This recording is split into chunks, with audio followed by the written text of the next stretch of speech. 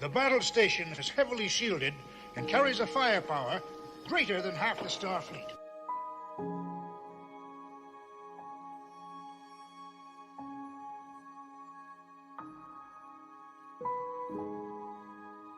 Evacuate? In our moment of triumph? I think you overestimate their chances.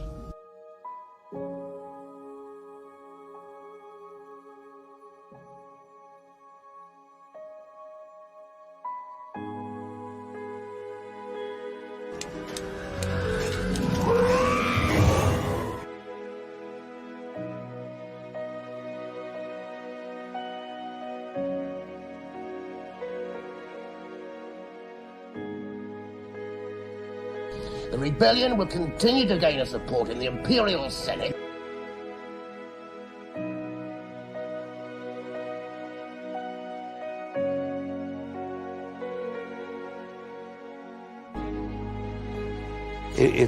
I think people underestimate imagination in these things. And I think if you kind of play games, if you're a lonely child, or have been a lonely child, and you play games,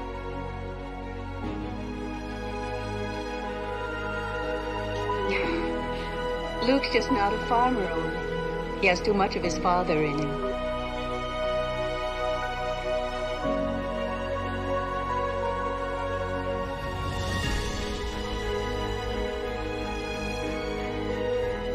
I've got a problem here. Eject! I can hold it! Hold on! No, I'm all right.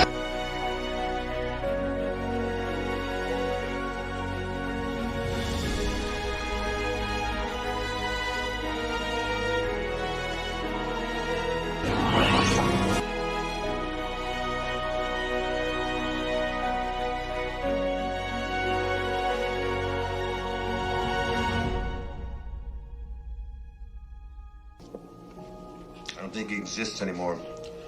He died about the same time as your father.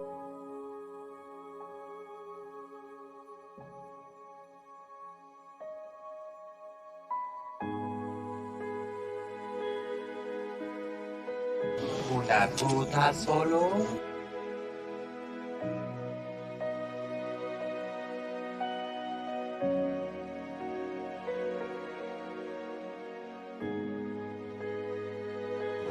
Commander Skywalker, do you copy? This is Rogue 2.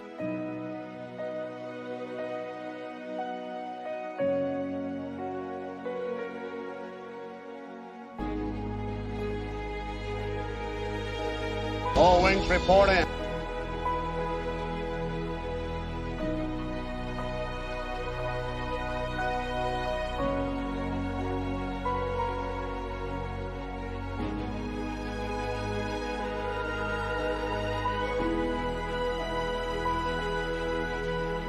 On the other hand, you can't be seen, you can't be heard, and still That's people right. are lining up. You're not too sure whether I'm there or I'm not.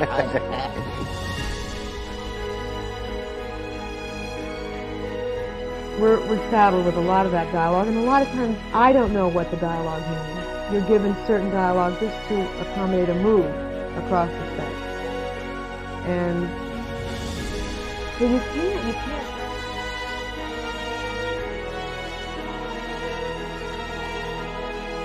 Door, and I stand up. George goes, Hello, I'm George Lucas. And turned around and said, I think we found him.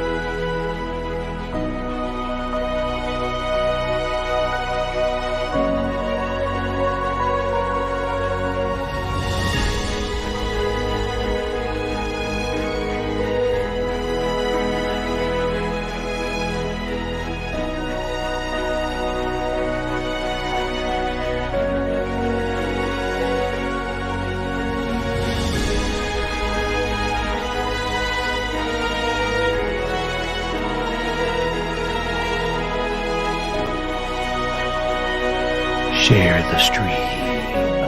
Share the stream. Share it. Share it.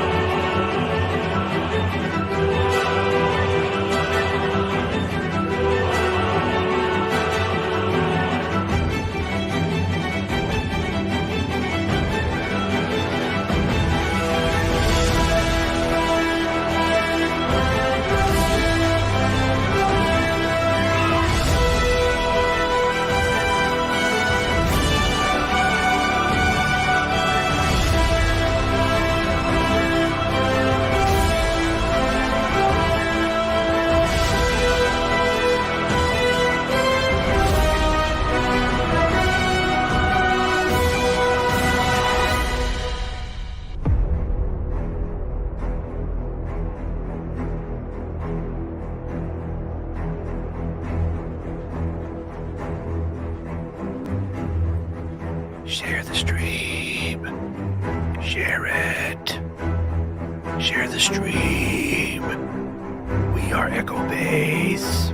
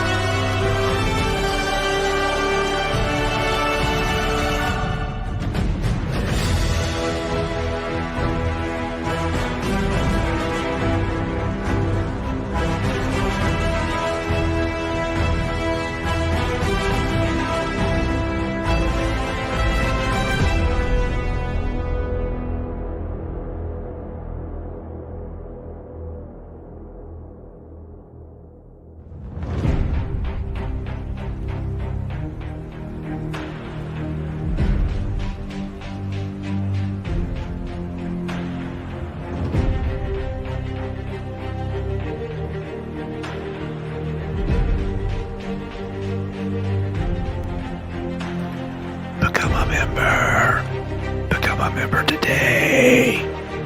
Yeah.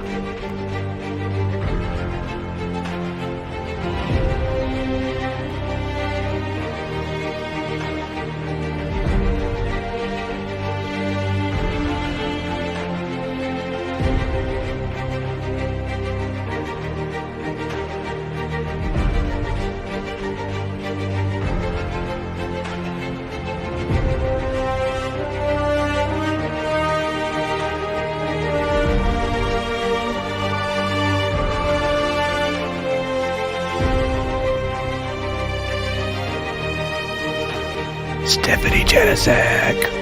Stephanie. Use the Force.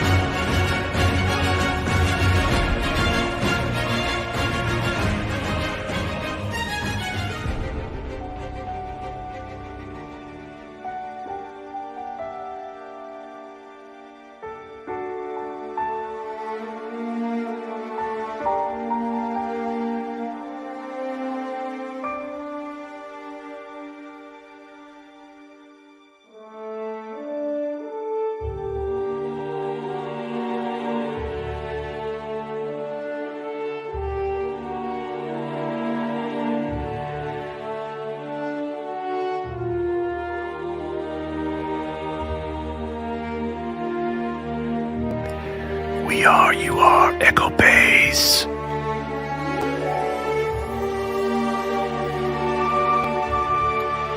We have the best pre-show in the galaxy.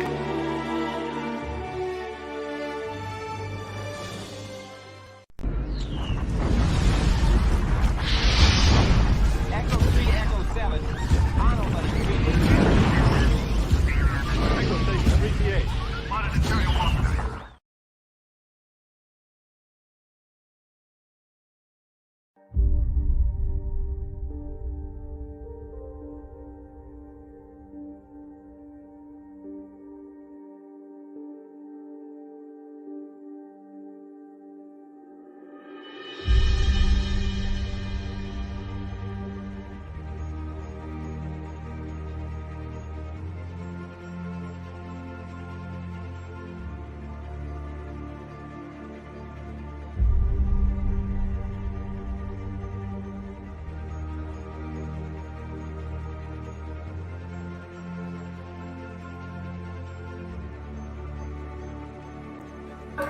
Welcome to Coach on Coffee.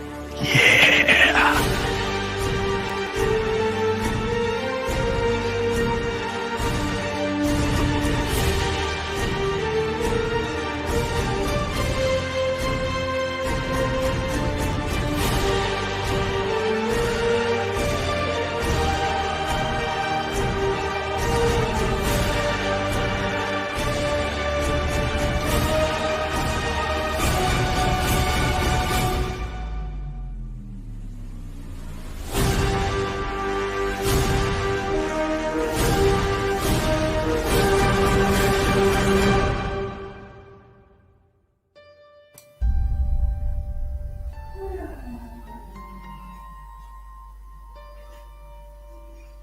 Okay. Oh.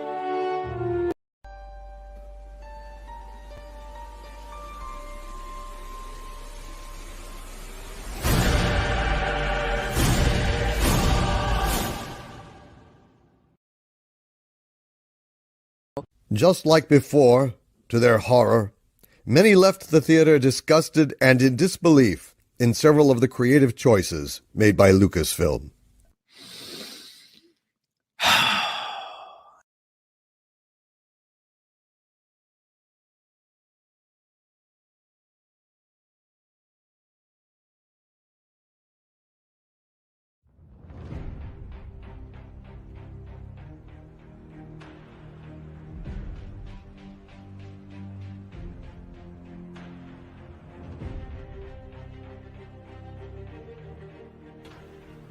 Hi everyone. So I just finished watching Rise of Skywalker. Oh my god. It's a mixture of emotions right now. It really is. This is dumb.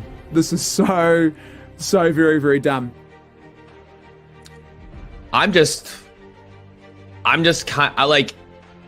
can't believe it.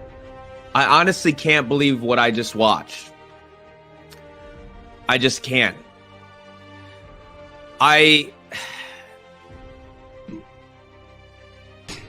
Well,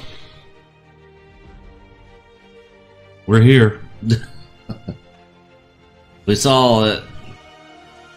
The Rise of Skywalker, I'm glad people like it.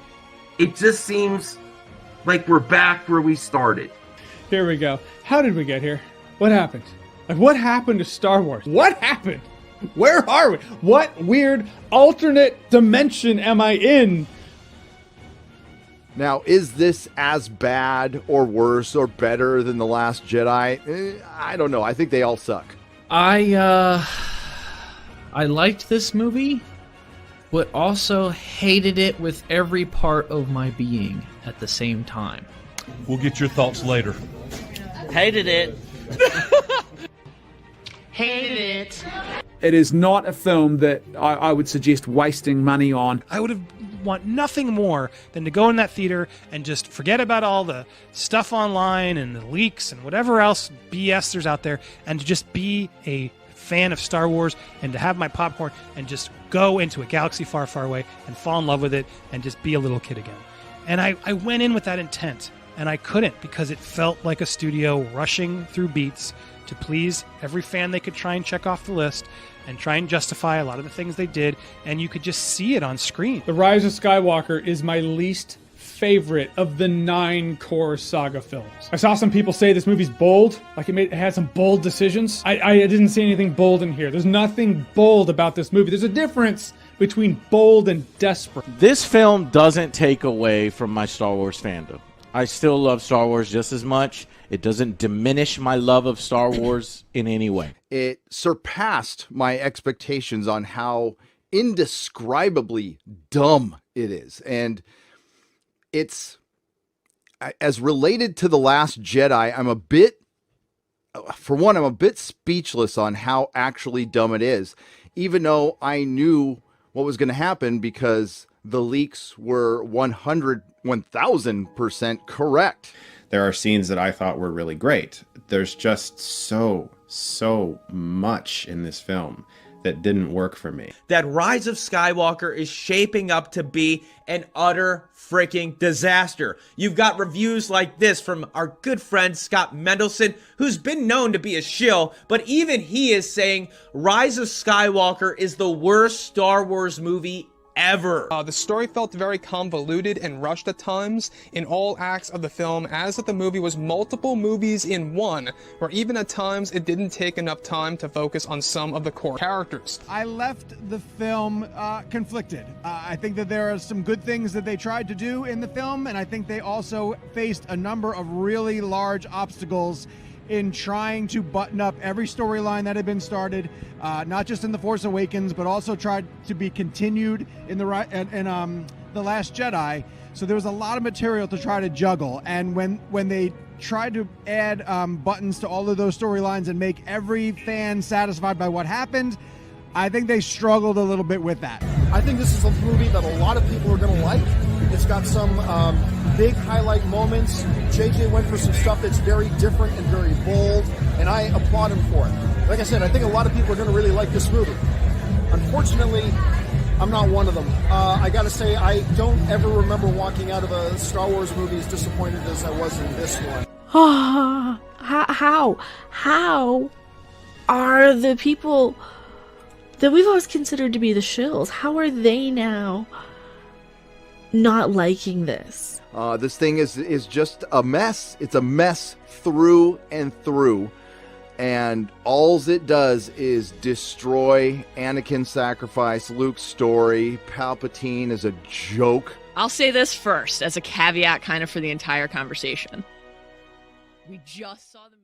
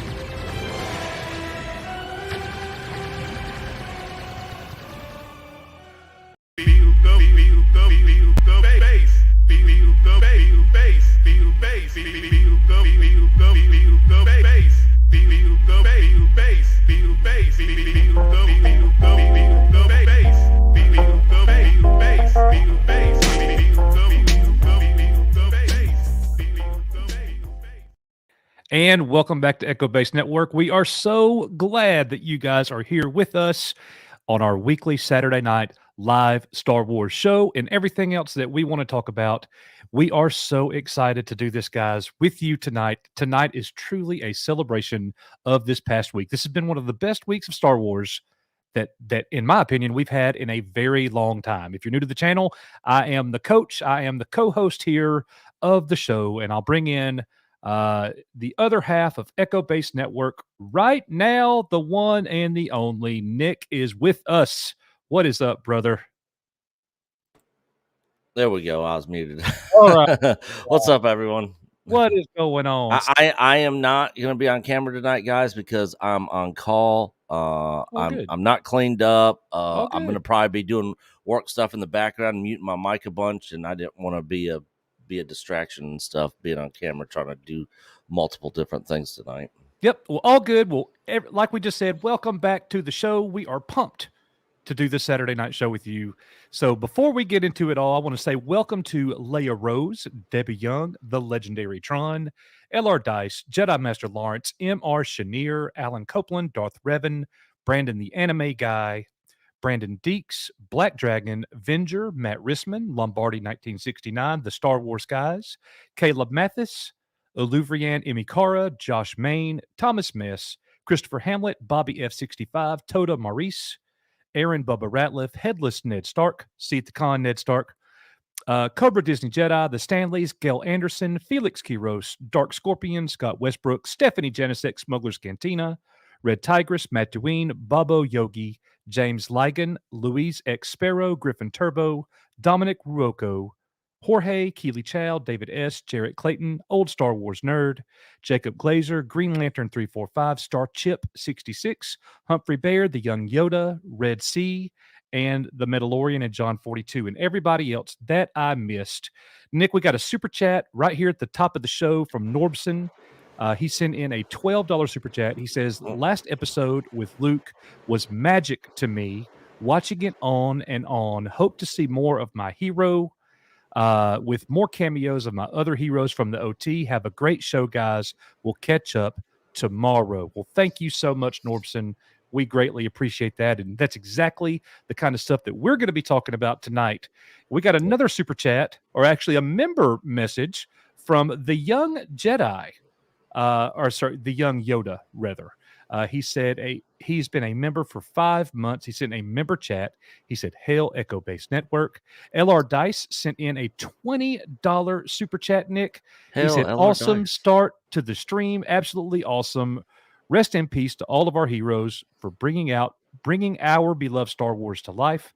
They are now one with the Force. Thank you. Hashtag Star Wars forever. Mexican Iron Man sent in a $9.99 super chat. I hear a Sith Lord telling me to share the stream.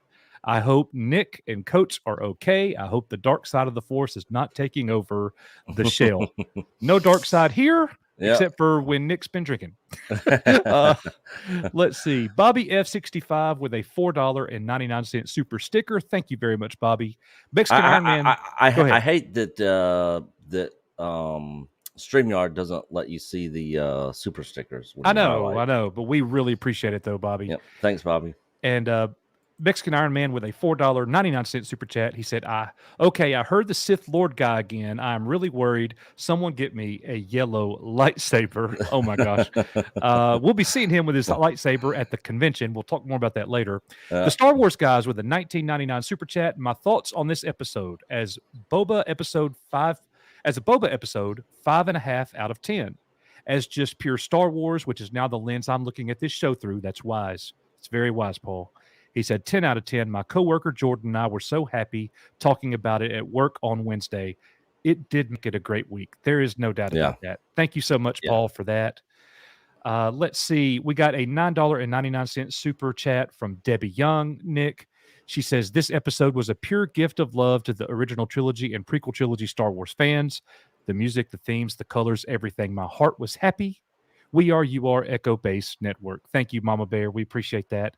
Felix Quiros with a $10 super chat. EBN is the best Star Wars community on YouTube. Coach and Nick are ready to rock. We are. We are.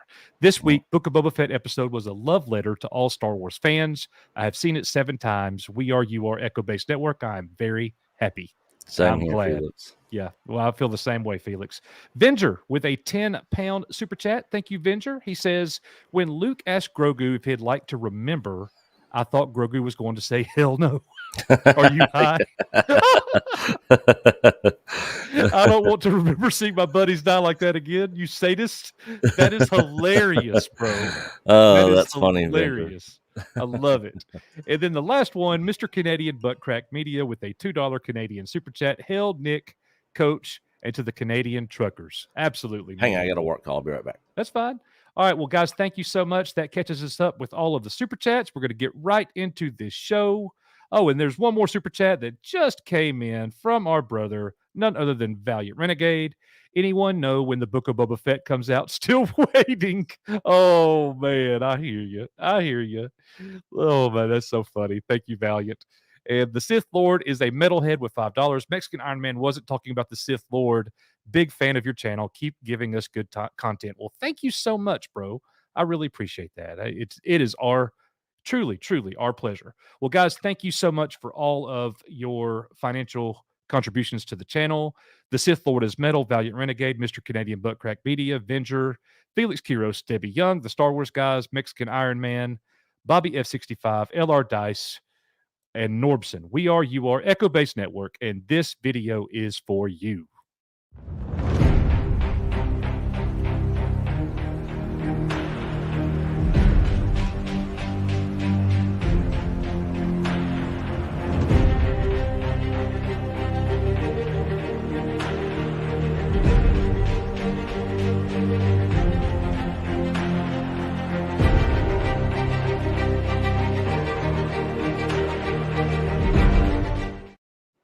All right. Once again, guys, thank you very much. I see other super chats rolling in, but we're going to go ahead and get this thing started, and then we will catch up with the super chats here in just a few minutes. So thank you very much. So there are, as always, guys, there are 3 ways that you guys can join the show. You can send us your Star Wars story. Everybody has a unique Star Wars story that is worthy of being shared and told, and we would love to do that. So email us your Star Wars story at echobasednetwork@gmail.com. That's echobasednetwork@gmail.com. Let us know how you fell in love with it. Let us know how it's still with you today. And we also have member pop-ins from time to time. We will be having our member pop-ins show in the very near future. And then, of course, your tips and super chats. We greatly appreciate all of that. Yeah. Real quick, Coach, what was the last super chat you left off on before you played that video? Was it Valiant or... No, it was the Sith Lord is a metalhead. Okay. Yep. I just wanted to be sure. Thank you. You got it, man. We're rocking on that. So, guys, we're going to get into everything from this week. There's really 2 big things that happened this week, Nick. Mm-hmm. One, obviously, the Book of Boba Fett. Yeah, huge. we're gonna go through the review with you guys step by step. Ooh, baby, we're going step by step through that review with you guys, and then we're gonna do some predictions. The step by step. That was what, New Kids on the Block? Yes, it was. That's why I said the ooh, baby, ooh, baby. My wife liked those guys. Anyways, most girls did back then. Yeah, and the other thing that dropped tonight or this week, Nick, was the Kenobi series. The Kenobi series update. Yeah, the elusive deleted tweet that got that they went back on. I was like, oh, we're talking about the comics. Oh yeah, like comics come out on Disney Plus. Okay, well you're absolutely killing our first topic of the night. He just said it. Let's do it. Kenobi.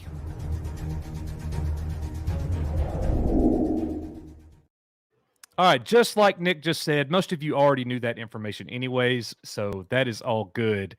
So in a now deleted tweet, which is what Nick was just talking about, Disney Plus Enterprise Global Program Manager Brandon Sangiovanni, Nick, accidentally revealed that Obi-Wan Kenobi will hit the streaming platform in May 2022. And that got everybody like, yes, we're getting more Star Wars in May? That's just a few weeks from now, really. Just a couple months away. And his tweet actually said, Nick, our very own Obi-Wan will be saying hello there on Disney Plus May 2022. And exactly like you just said, they have since backtracked and said that he was referring to a Kenobi comic. Nick, when's the last time that comic books premiered on Disney Plus? Never. Never. The Kenobi comic book coming to Disney Plus, everybody. Yeah. That's hilarious. He let the cat out of the bag, and his backtrack excuse of what he was talking about was terrible. You know, it is absolutely terrible. Well, hey, he tried. I think this is classic. You tell me if you think I'm wrong. To me, this seems like classic cover your butt social media. Yeah. He's trying to cover his butt. And, this guy works. He doesn't work for Lucasfilm. He works for Disney Plus. He works for Disney. Yeah, he's one of the executives over there at Disney Plus. So, guys, let not your heart be troubled. We're getting Kenobi in May. It's just not confirmed yet, but it is coming to us, and I, for one, am very, very happy about that. It's unofficially confirmed. It's unofficially confirmed. So how are you feeling about that, Nick? Based on everything that we've seen so far, Obi-Wan Kenobi is one of my favorite characters of all time. As a matter of fact, I'll say Ben Kenobi, played by Alec Guinness, is tied for first place with my favorite character of all time. Mark Hamill's Luke Skywalker and Alec Guinness's Ben Kenobi are my favorite characters. Where's Optimus Prime rank on that list? Optimus Prime will be the number one Transformer with Grimlock. Yeah. Okay. But this series is really important to me, Nick. And, if the way things are going for this year, 2022, we just got started, 2022, everybody. And the Book of Boba Fett, opinions are all over the place. And your opinions are welcome. There are people here in the chat with us right now. You've loved the Book of Boba Fett since the very first moment. For me, it started slow. Oh my gosh, the last episode of the Book of Boba Fett was some of the best live-action Star Wars we've ever gotten. Yeah. Movie, show, whatever. It was so good. We're going to get into that later. But how important is it, Nick, that they finish Book of Boba Fett with some momentum, and that's going to take us right into Kenobi? They definitely got to end it on a high note, because I think already with what we've gotten with the last two episodes, it's kind of they were so good that it's kind of overshadowing all the garbage and silliness that came before it in the previous episodes for me, anyways. Right. And so I think if they end this thing on a super, super high note and kind of leave it with a cliffhanger, I think that'll be good going into Mando season 3, which comes out next, I think this December, I believe. Yeah, I think it's a foregone conclusion that Mando season 3 is going to be a win. Yeah. And of course, we got Obi-Wan coming in May, so nothing that happens in this will probably have anything to do with that. That's going to be completely separate. But who knows? Maybe Black Chrysanthemum will be in there, and we'll get some kind of backstory stuff with him being involved in other stuff on Tatooine or something. Who knows? I wouldn't be surprised if he shows up in it. But they definitely got to end this thing on a high note. The way Mando season 2 ended, it kind of ended with like the end, at the end of it. That could have literally been a series finale, instead of a season finale. So I'm curious if they're going to leave us with a cliffhanger at the end of this, going into Mando season 3, which will be the next part. And then I'm guessing after that, maybe we get another Book of Boba Fett season 2 that will air. Who knows what they're going to do? Well, I'm sure we'll find out. There's going to be tons of news and stuff that's going to come out this year. We should find out a lot of stuff with what they're doing and what's going on with Star Wars. So how hyped are you as a Star Wars fan to see Ewan McGregor and Hayden Christensen back? My hype level, just because it's Disney, is at like 7.58. Because 7.5, not 7.5, 7.58. Yeah, somewhere in between there. Somewhere in between 7.5, 8, somewhere right around was 7.5 there. and 8. I thought you said 7.58, and I'm like, God, dog, get specific. Oh, no. In between 7.5 and 8. Okay. I'm really nervous about this show. Hopefully they learn their lessons with the backlash they got from their deconstruction of Luke Skywalker. Yeah. And hopefully there's continuity with Obi-Wan. I want the continuity to be there. I want it to make sense. I want them to honor the character, and I don't want to see Obi-Wan be somebody else other than Obi-Wan. But it's Disney, so anything they're doing makes me nervous. But I'm definitely looking forward to the show for sure.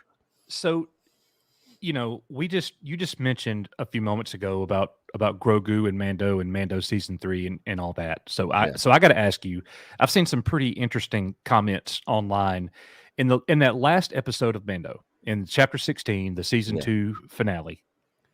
The big moment is that Grogu leaves. Grogu leaves and goes with Luke. Well, before we even get Mando season 3, Grogu, in all likelihood, is going to already be back. I know there will be some people. We got nearly 400 people in the chat. Some of you are going to think he's going to choose the lightsaber. You know what, Nick, put a poll up. Put a poll up and see. Just say lightsaber or chainmail. And I'm going to assume that the majority of you here are going to say chainmail. And I'm saying chainmail because that's what my brain is telling me, but my heart so wants Grogu to pick the lightsaber. But I just don't think that he's going to. And I hope I'm wrong. I hope that I'm wrong. Yeah. But some people want Grogu to pick the chainmail, and they want that. To me, it's like Grogu wasn't even gone very long. We didn't even get a Mandalorian episode where we don't have Mando and Grogu together, if that is the case. So these poll results are going to be really interesting. What do you think about that, Nick? I think there's no way he's choosing that lightsaber. You say no way. Did you put the poll together? Or you it's up. Oh, yep, okay. Poll's up, guys. So it's in the chat. Everybody should be able to see it, and you can vote on it now. Okay. And we got 85 votes so far, 91 votes. And it's close. There's a lot more people choosing lightsaber than I thought there would be. Yeah, I want him to pick the lightsaber, but me too. With Mando season 3 coming, there's no way. I mean, from a business perspective, Grogu is like a cash cow for Disney, and there's no way they're not going to include him in Mando season 3. Yeah. And I see some people saying add both. Who knows? Luke says that he can only choose one. Right. So that's why I only put one. I don't think both is an option. Yep. A lot of people think that, or predicting that, though, that he's going to be both. He's going to have the chainmail and the lightsaber in some kind of way. But interesting. It is definitely interesting. So, guys, what we're going to do now is that's going to take us to the second main part of the show tonight. And we are going to go through everything Book of Boba Fett, Chapter 6, with you guys. And this is going to be a whole lot of fun.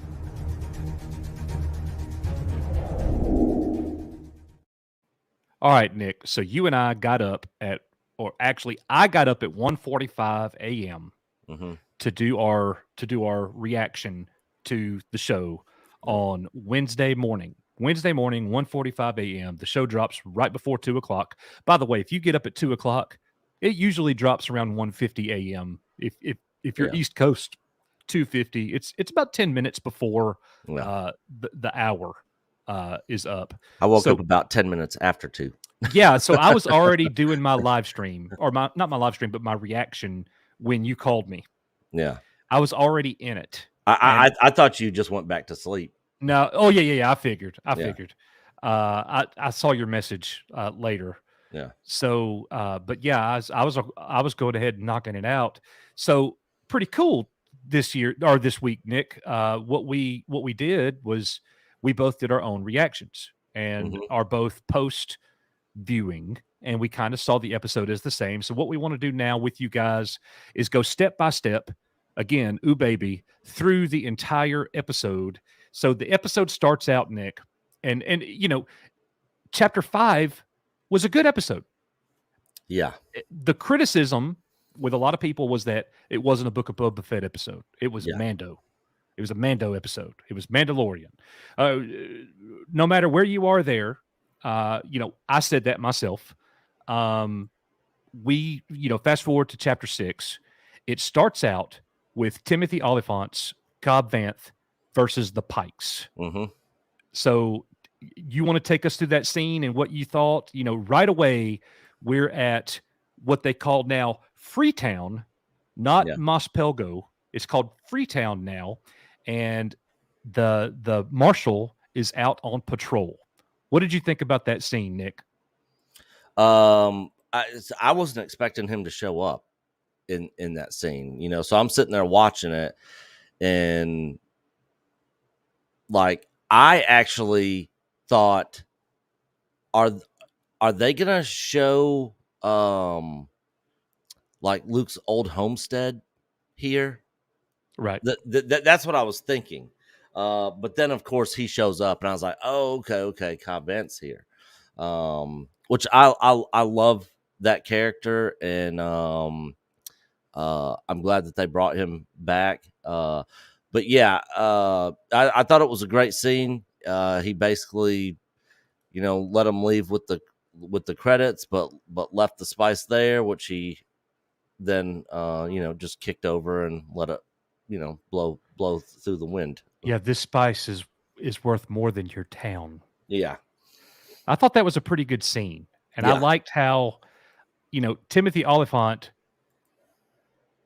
his Cobb Vanth, we already recognized that he's a pretty bad dude. He doesn't have the armor now, which they actually allude to at some point in the episode. We'll be hitting on that. But he's standing there looking at 4 pikes, and the pike's supposed to be, again, super dangerous, super dangerous dudes. Yeah. Like they're referred to over and over again. And this isn't really criticism from me, but when you see the pikes, your antenna's supposed to go up. They're bad dudes. Cobb Vanth shot down 3 of them and could have killed all 4. He let the 4th guy go. To basically tell his other folks, hey, we need to stay away from here. So did that turn out to be a mistake?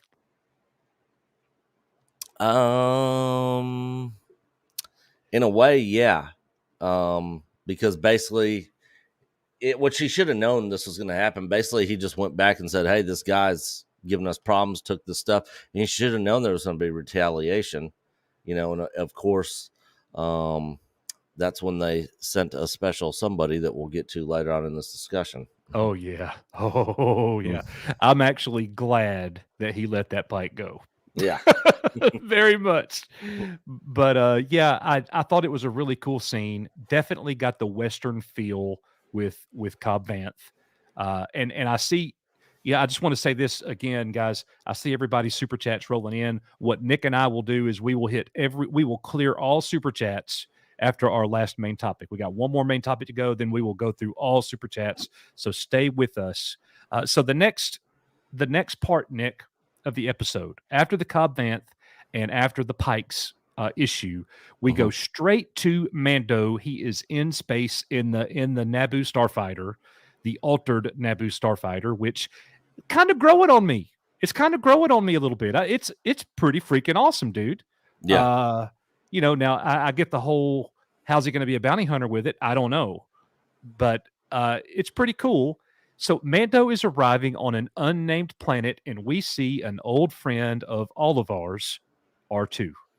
Take us through that scene. How did you respond to that? So, of course, I didn't know if we were actually going to see Din go and see Grogu and Luke and stuff. I thought that might have happened, off screen, and we would have actually gotten that in Mando season 3. And then, of course, he would have came back and said, "All right, I'm back, from my trip. I went and saw him, Right. And that would be the extent of it." When I saw that he was actually flying there, and then saw R2, I was like, "Holy crap, we're doing this!" It's happening this right is about now. to happen. So yeah, that was a pleasant surprise for sure. Now, I'm going to be totally honest with you guys, and I want to ask Nick. We didn't talk about this, Nick. I'm asking you now, and I want to ask the chat. So when you just saw the scanner going back and forth, did you know that was R2? It didn't show R2 yet. It showed his antenna Immediately.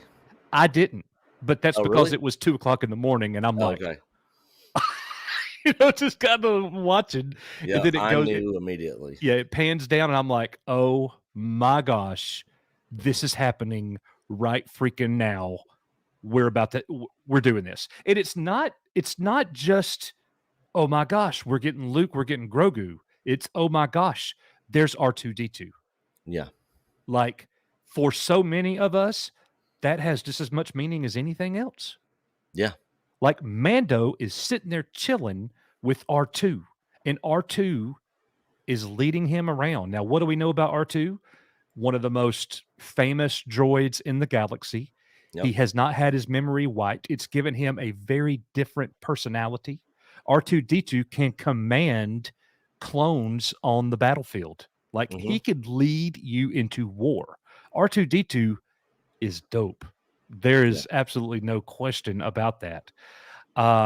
So as we're sitting there looking at Mando and R2, Nick, R2 shuts himself off, but we see something that was kind of weird to me. In the background, you saw this rock being lifted up, and then you see a droid carrying said rock, and then you see all of these droids. What did you think about this scene? And obviously they're building Luke's temple, school, whatever we're going to call it. They are sitting there building that right in front of Mando's eyes. Yeah, so when I first saw the rock coming up, I thought it was like it was going to be Grogu, like using the Force, lifting a rock. I was like, oh, is he right over here? And then I saw a white thing. I was like, wait a second, what is this? And then I saw it walking. Then I saw all of them walking, and it's like they're like ants. It's like a bunch of robot ants building this temple. From a budget standpoint and a story standpoint, I thought this was completely unnecessary and unneeded. I didn't think we needed this scene at all. I didn't really care for it one way or another. I just thought it was kind of a throwaway, honestly. Like, you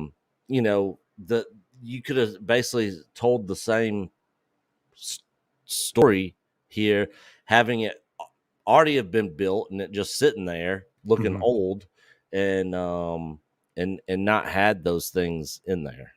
Right. That's how I felt about it too. Like, my initial gut reaction was, whoa, all right, that's pretty cool, but kind of weird and maybe a little unneeded. Yeah. But then as I'm watching, man, and we're going to get to this in a second, but I want to throw this out for everybody. So when we get a special cameo,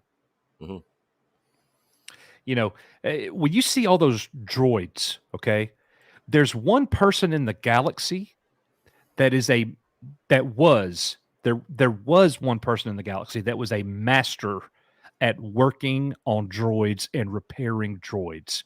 And this little boy worked in Watto's shop. Okay.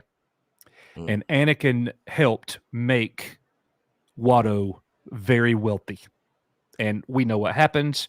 Anakin leaves. He's freed by Qui-Gon.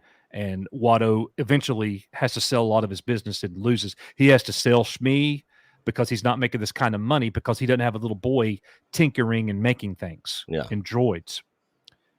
But what happens throughout Star Wars canon, what Star Wars lore, Anakin becomes very, very close with his future Padawan, Ahsoka Tano. And Ahsoka develops the gift of creating droids and repairing droids as well. And I think that is exactly why she is on that planet. She's there to see Luke, but she's also there to help him get this temple built. And she's the one that created all those droids and brought all those droids for Luke to use in the construction of his school. And I think that's one reason she's there. So when you create that link between those two things, that's pretty cool. That it made it much more cool seeing Ahsoka there, and she's right there in the presence of all those droids with that temple being built. That's her. That's 100% her. So I love that part. So after that scene, Nick, with the droids building the temple, it takes us, they build Mando a bench. I thought that was pretty funny. Yeah. They build him a bench. He lays down and it looks like he goes to sleep. Then we go off and we finally get to see Grogu and Luke training. Take us through that moment with you. How did you like seeing that? So when I was first watching it, there is one particular moment, and I'm actually going to share my screen here. Okay. But there's one particular moment that, initially, first off, when I saw Grogu, I was like, "Oh crap, we're actually going to see some training." I was excited because I was like, "All right, here we go. We're actually getting ready to see Luke now." I actually got this pulled up here. Let me share screen. All right, so right here, this scene right here, when I was looking at him, I was like, this looks like it was almost like it was like a Mark Hamill, Luke Skywalker impersonator, like a lookalike. Like it didn't 100% quite look like him. So when I was watching that, I was paying attention to all the details. Like I think his hair is too parted to that one side, and there's too much of like a gap right here. And I noticed it in several other scenes, but that's just the nitpicking side of it. Outside of that, can I respond to that before you go outside of that? Yeah. So I felt the same way when I first saw that part, just that part. Yeah. With his hair, it's like the wind blew his hair over or something, and it looked a little different. But then I had to remind myself, this is 5 years later in the story, so obviously his hair's. I could give him a pass for having a little bit different hair 5 years later. I certainly have different hair 5 years from. Later than I did 5 years ago. But go ahead. So besides that scene, Grogu and Luke training. Yeah, so they're training, and I was like, cool, we're actually going to get to see some training. And, they were sitting there in meditation. And, of course, Grogu, being the child that he is, he basically just wants to play and, the one-eyed frogs. He wants to eat. Yeah. He wants to. He's always hungry. He's always trying to eat something. He's almost like he's got a little bit of Scooby-Doo in him. He's always wanting a Scooby snack. He's always wanting to eat. The whole scene with them, and then him playing with the frog, and then Luke, instead of saying, "Hey, pay attention," or concentrate, quit, playing around. Luke shows him, if you listen to what I'm saying, you could even have even more frogs. And he lifts all of the frogs up. That was so freaking and the look cool. on Grogu's face, he's like, oh, so many frogs I could eat, Yeah. So did you get Yoda and the X-Wing vibes on that? No, I didn't get any. I didn't get any OT vibes watching really any of these scenes, other than when he's running with Grogu on his back, obviously. Yeah, when Grogu lifted the one frog, and then Luke lifted all the frogs. To me, that was very similar. For Luke lifted the X-Wing for a little bit, but then Yoda lifted it completely out of the water and moved it around.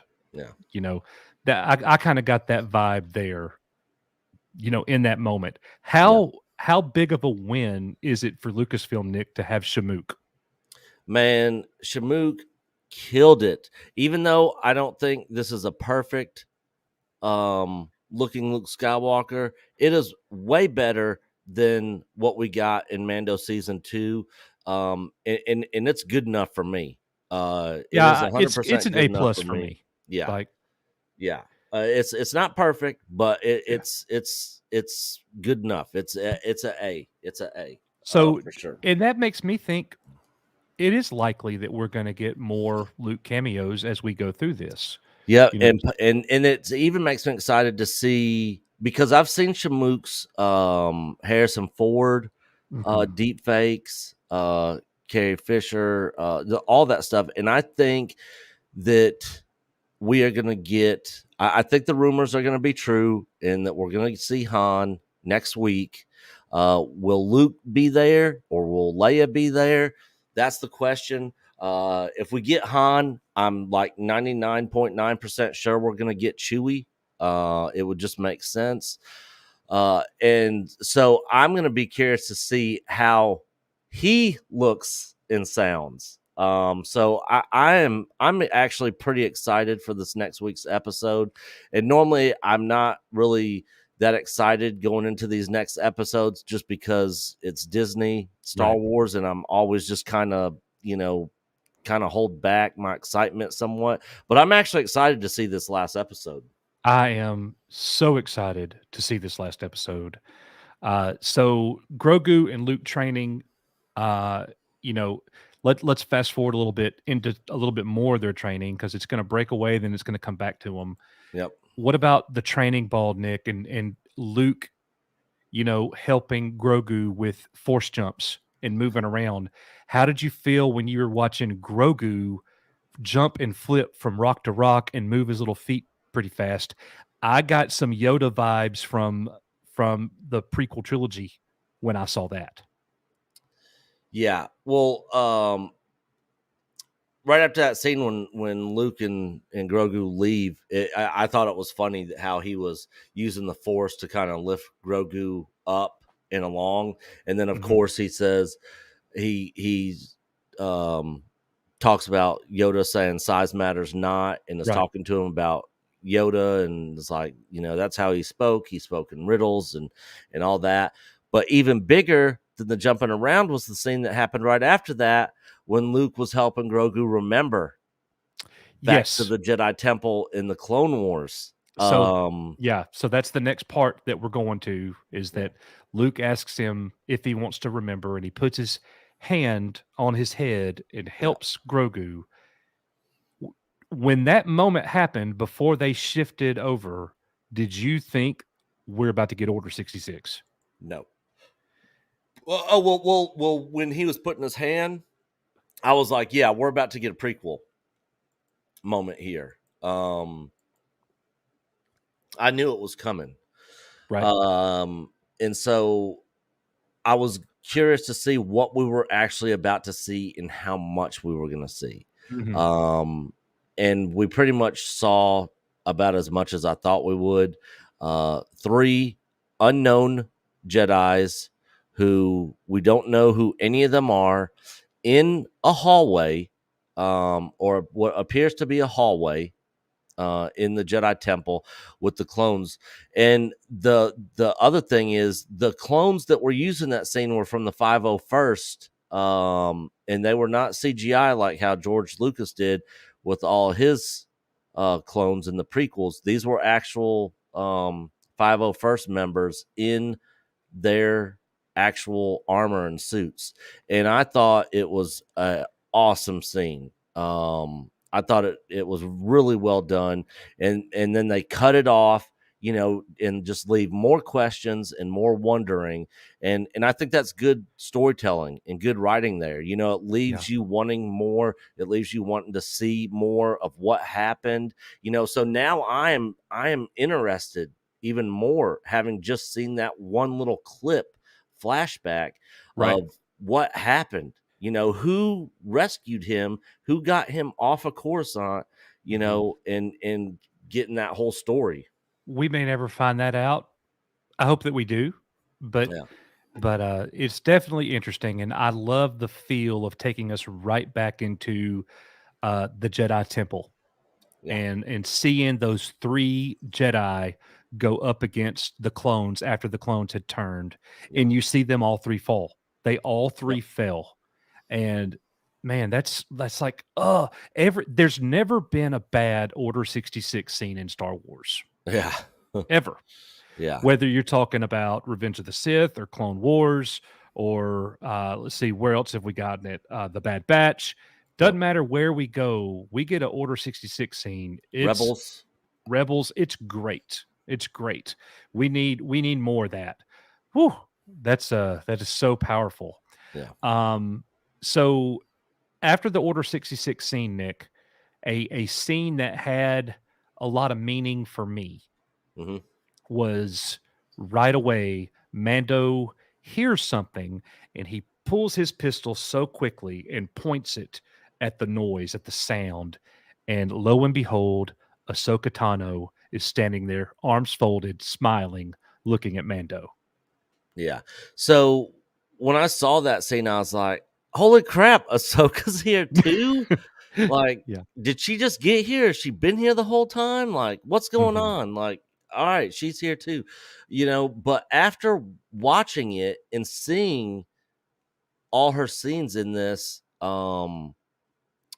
is when my mind changed about her being there in the first place, her being in this episode at all, and how I thought it was kind of unnecessary, and the fact that they kind of robbed us of that first meeting between them. Now, we could get that later in the Ahsoka show. That whole thing could be played out. I hope they go back and give us that, because I think that is one thing that the fans really want to see, is that build up and then the actual first meeting between Ahsoka and Luke, and them having the conversation about Anakin and Vader, his redemption, her being his Padawan, the fight that they had, that happened in Rebels, like all that, like them just having the conversation.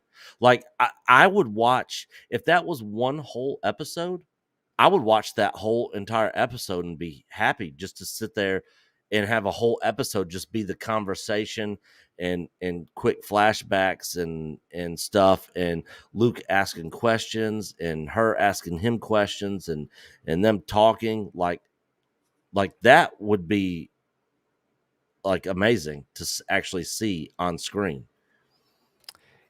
My mind is just blown at the whole thing, guys. Yeah. Like I felt like Nick did. I was so glad to see her and was like, yes, Ahsoka. Of course, Dave Filoni directed this episode. Yeah. Yes, Ahsoka. But then it hit me. Oh, they already know each other. We're not going to get to see that conversation. But you know what, Nick? I don't think that this episode was the right time for that conversation. And I think it's 100% going to happen in the Ahsoka series. Luke will be there. It'll be a flashback, and it'll be, this is how we met. Luke, I'm going to predict Luke's going to be more of an integral part of the Ahsoka series than people think. Yeah. You know what I think would have been better to have in that scene? What's that? Than Ahsoka, and save the Ahsoka stuff for later, is Leia. If Leia was the one that was there, of course, Mando wouldn't have known who she was, but she could have been like, "Hey, I'm a friend." That would have been crazy. That would have been crazy. Yeah. And save the Ahsoka, build that up, and then Well, there was a couple of parts, or if it would have been Mara Jade, and they brought her back, like fans minds would have exploded. Well, I'm with you on the whole Ahsoka Luke first meeting thing. I want to know what the conversation is going to be like when she realizes this young man is her former master's son. that his last name is Skywalker. Yeah. You know, and I want to see her respond. You know, how does Ahsoka find out that Anakin was redeemed? Did Anakin come back and tell her? Or did Luke tell her? And I don't know which one I would rather have happen, Nick. Do I want to see Hayden Christensen, Force Ghost, come back and tell Ahsoka, you were right. You know, I'm sorry. We fought in Rebels. You know, whatever. Yeah. You know, or do we want to see Mark Hamill, Luke Skywalker, have that conversation with Ahsoka? Ahsoka, my dad came back to the good at the end.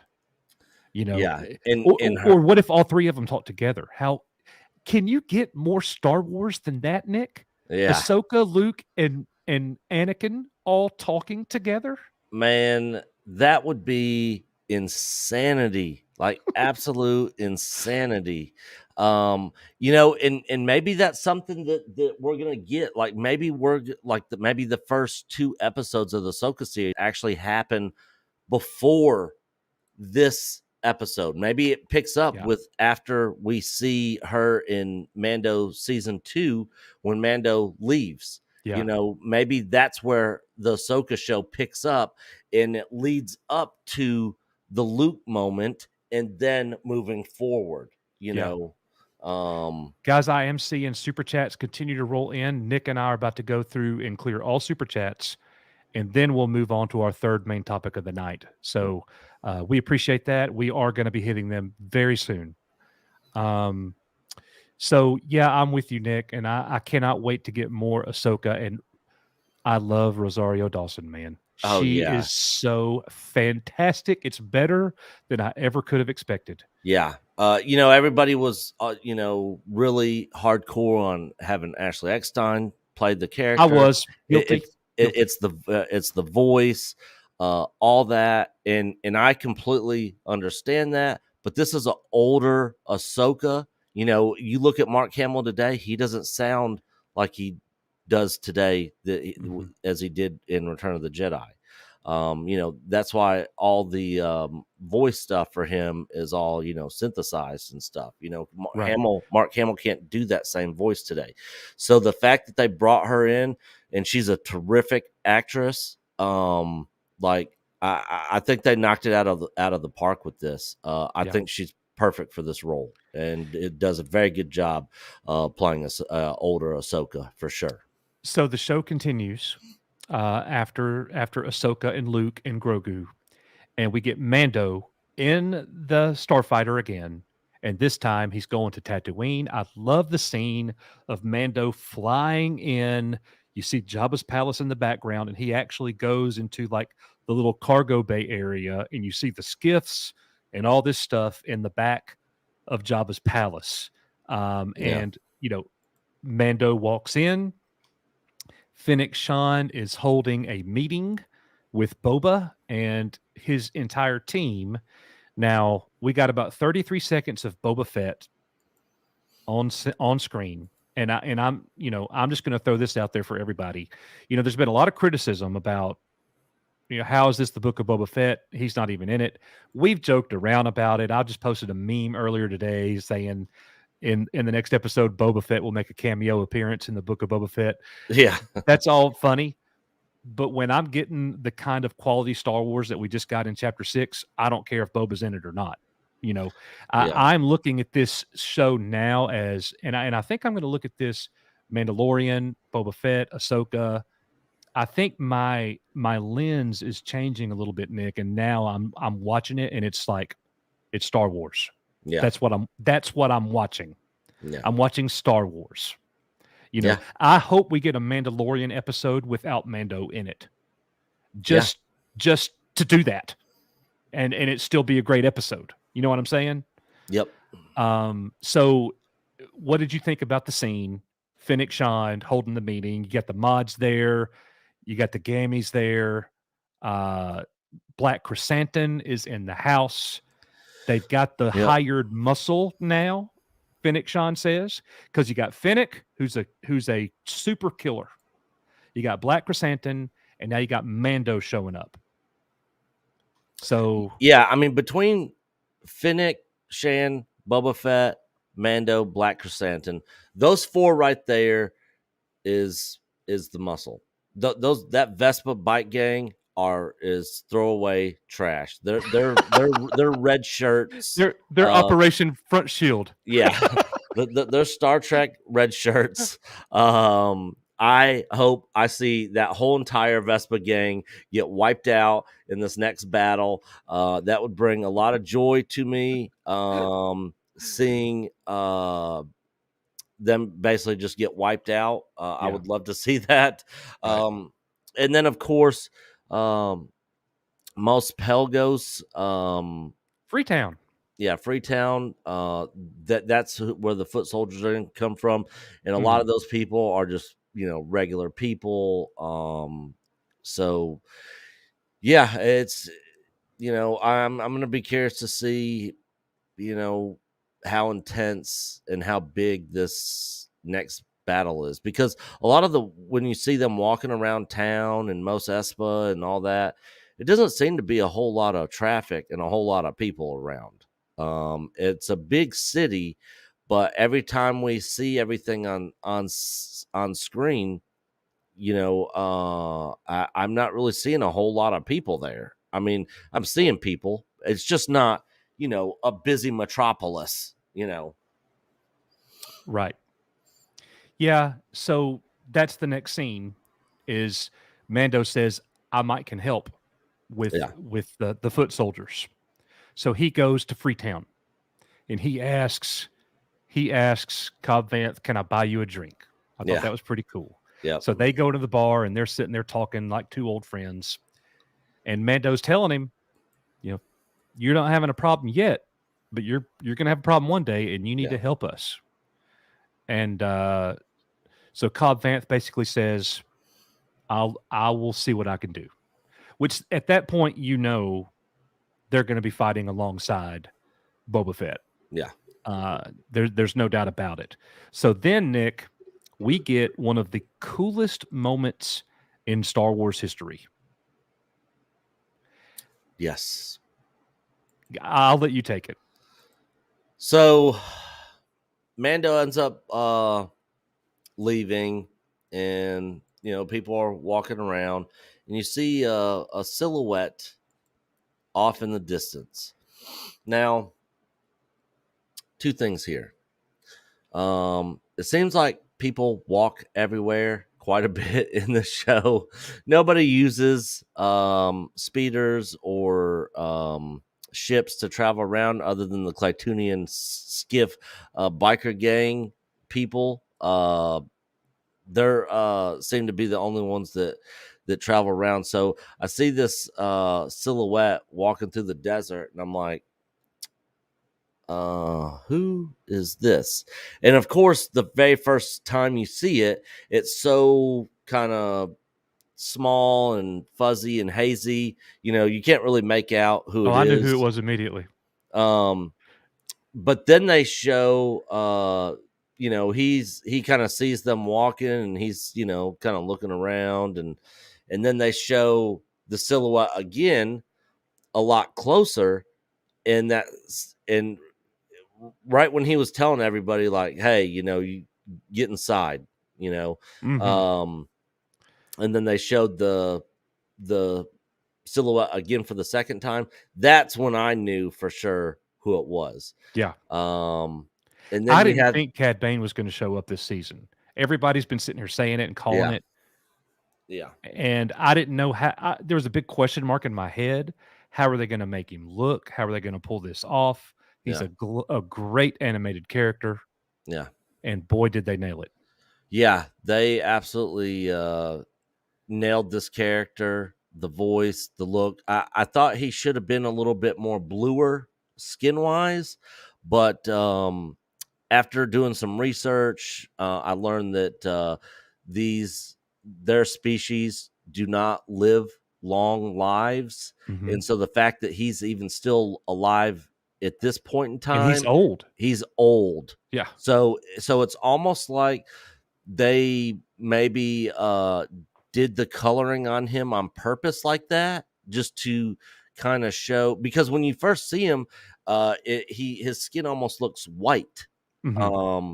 But then when they show him closer up and you see his eyes, it's almost like a bluish gray kind of color. So they nailed the eyes. Yeah, the eyes were great.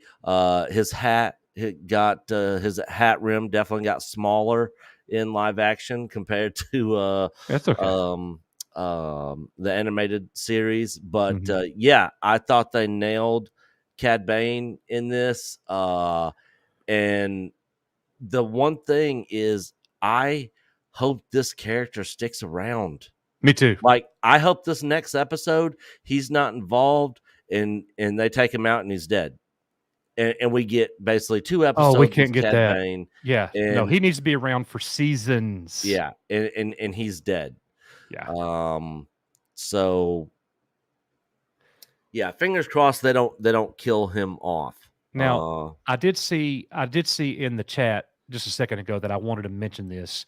Isaiah Matthews said, "Can we also talk about how smart R2 is not to take Mando to Luke? He takes her to Ahsoka because he knew the importance of Mando showing up." I love that, Isaiah. You're absolutely right. And another thing I wanted to say, Isaiah, your comment made me think about this. I loved the moment that we got between Ahsoka and R2 because there is a big bond right there. I actually just read the Ahsoka novel this week from 2016. Oh, I thoroughly enjoyed it. Yeah.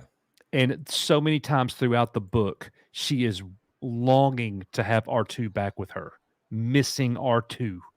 Like she's saying it out loud, "R2, I wish you were here." Like that scene was such a simple scene like that.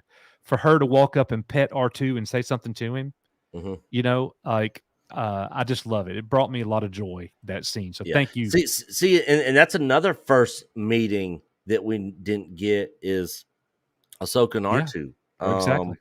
So there's 2 that I hope we get in the Ahsoka show. I hope they go back and give us that, but we'll see what happens. Yeah, absolutely. All right, so Nick, we get the Cobb Vanth Cad Bane showdown in the Old West. He absolutely runs through Cobb Vanth and his buddy. I said it in my review that I got the Transformers the movie 1986 feel, like when Hot Rod shows up to try to help Optimus Prime, but he really just got in the way. But the thing is, it didn't matter if Ranger Rick was there or not, like Ranger Jr. that was getting on Cobb Vanth's nerves. Cobb Vanth was going to get taken down. As a matter of fact, Ranger Rick showing up might have saved Cobb Vanth because he got shot in the shoulder. There's no way that Cobb Vanth is dead. There's no way he's dead. Oh, yeah, no way. But if Ranger Rick didn't show up, he's dead. Cad Bane put 4 or 5 in him. Yep. So, but Cad Bane his focus wouldn't have shifted. His concentration would have remained on the target in front of him. He would have made sure Cobb Vanth died. Yeah, and I went back and frame by frame on that episode, on that scene, and he did get hit in the right shoulder. His shooting arm shoulder is where he got hit. So yeah, and then of course you saw the townspeople rushing to his aid. Nobody was rushing to the other dude who was obviously an idiot in that situation, who got gunned down. Because he's dead. So Nick, can you do Miss Havisham? Nick is saying, can we do a poll? Is Finnick going to betray Boba? If you don't mind, put that poll together.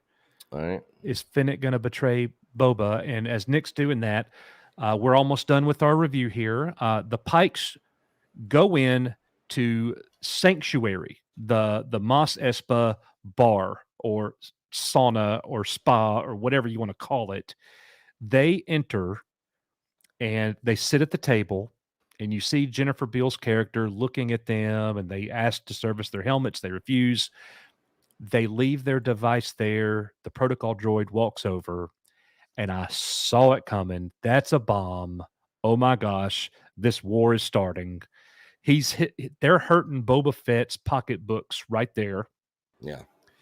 And letting everybody know, I guess, that they're a threat. Like, they're done playing around now. They're not going to be moving around in secret right now.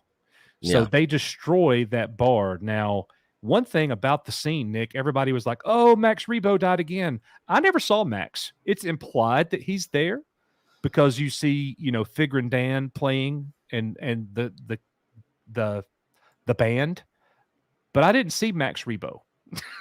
Not, it matters, but it doesn't matter. I love those iconic OT characters, but regardless to say, the Pikes destroyed the Sanctuary bar. What'd you think about that scene? Yeah, I pretty much knew. So I saw him walk in, and I thought there was going to maybe be a conversation between them, or something along those lines. I was not expecting to happen what did ultimately happen, which is it being a bomb. But when they came over there and asked, hey, he's still here, Nick. He's alive. Who? Max Rebo. He's in our chat. Oh, is he? Yeah. Oh, there he is. I'm still alive. What's going on, Max Rebo? That's awesome. But yeah, so I also went back and as we've been sitting here talking, I got the episode up on another monitor here. Yeah. And Max Rebo was not on stage. It was the droid drummer, and then one of the Cantina guys from the original Star Wars movie, and that was it. So it was like acoustic night, not full band night. Acoustic. Yeah. But yeah, Max Rebo. That's hilarious. I can confirm because I actually just watched the entire scene and was looking in the background the entire time, and Max Rebo was not there. Oh, we got some interesting chats. Max was backstage. Max is working for the Pikes. Yeah. He was tipped off. Yeah. He gave the Pikes a signal to blow it up. Acoustic night. Yeah. That's hilarious, dude. All right. So now here's what you guys have been waiting for. Yeah. This is our last subtopic before we clear all the super chats with you guys, and then we'll get to the main topic of the night. The choice, Nick. The choice. Yeah. Let's just do this. Let's only talk about the choice right now in regards to the episode. Only the episode. Okay. We'll get into everything else, what it could mean and all that. That's actually our main topic. Yeah.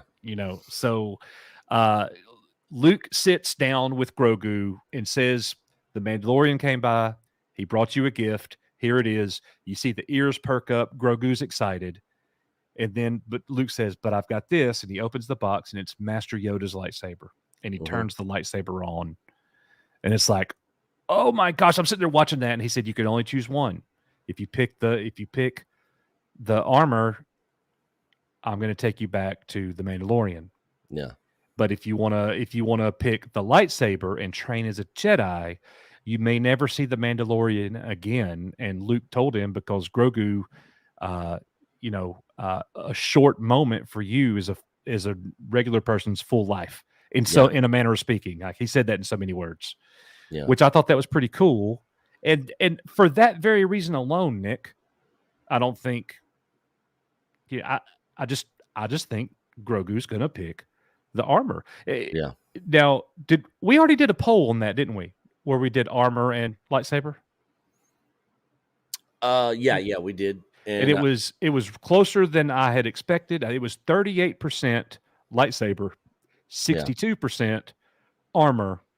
Yep. If he picks the lightsaber, I will be very pleasantly surprised. I will be surprised and shocked for sure. If he picks that lightsaber, I don't think there's any way he's picking that saber. I just don't see it happening, because I see this as the perfect setup for Disney to bring that character back to Mando season 3. I don't see it happening. Yeah. You know, I like the fact that Mando is saying, you know, this armor is his because he's a foundling. He's a Mandalorian foundling, and this armor is his right. Yeah. You know, and I love the conversation that Ahsoka had with him when she was like, Are you doing what's best for Grogu, or are you doing what's best for you? Yeah. And she explains to him, the best thing for Grogu is for you to leave him alone right now. Yeah. And let him train with Master Luke. And he says, I just wanted to make sure he was safe. And she says, Ahsoka Tano says, there's no place in the galaxy where he's more safe than with Master Luke. Yeah. Because Luke said at the end of Mando season 2, you know, I will give my life to protect the child. Yep. So, you know, there's people thinking, Nick, that, you know, why can't he be both? Why can't he do both? And when I watched the episode the first time and when I rewatched the episode 2 and 3 times, Luke kind of makes it clear, this is your choice. Yeah. And when he talked to Ahsoka, when he's training him, I just don't know if his heart's in it. Yeah. That's what he said about Grogu. And then she says very curiously, you remind me so much of your father, or something like that. Yeah. You know, which I thought that was a great moment right there. The fact that Anakin was mentioned, Anakin Skywalker was mentioned in the book of Boba Fett. Thank you. Thank you. Yeah. But yeah, the choice, and they leave us right there with the choice. So that's where we're going to pick up. Let's knock out all these super chats, guys, and I'm about to drop a bomb on y'all that a lot of you are going to, a lot of you are going to be like, Coach has lost his mind. I want to add one thing. Okay. I did get talking about getting a sense of feeling of either other things of Star Wars or other movies or TV shows or something. when Luke pulled out that chainmail, there's more to this Hobbit than meets the eye. Yeah, I totally got Lord of the Rings, the mithril vest, you know, that Bilbo gave Frodo. Are you gonna pull it up in that scene? Well, yeah. Let's see, share. I was actually just sharing, and I just hit stop share like an idiot. Yeah. So there it is.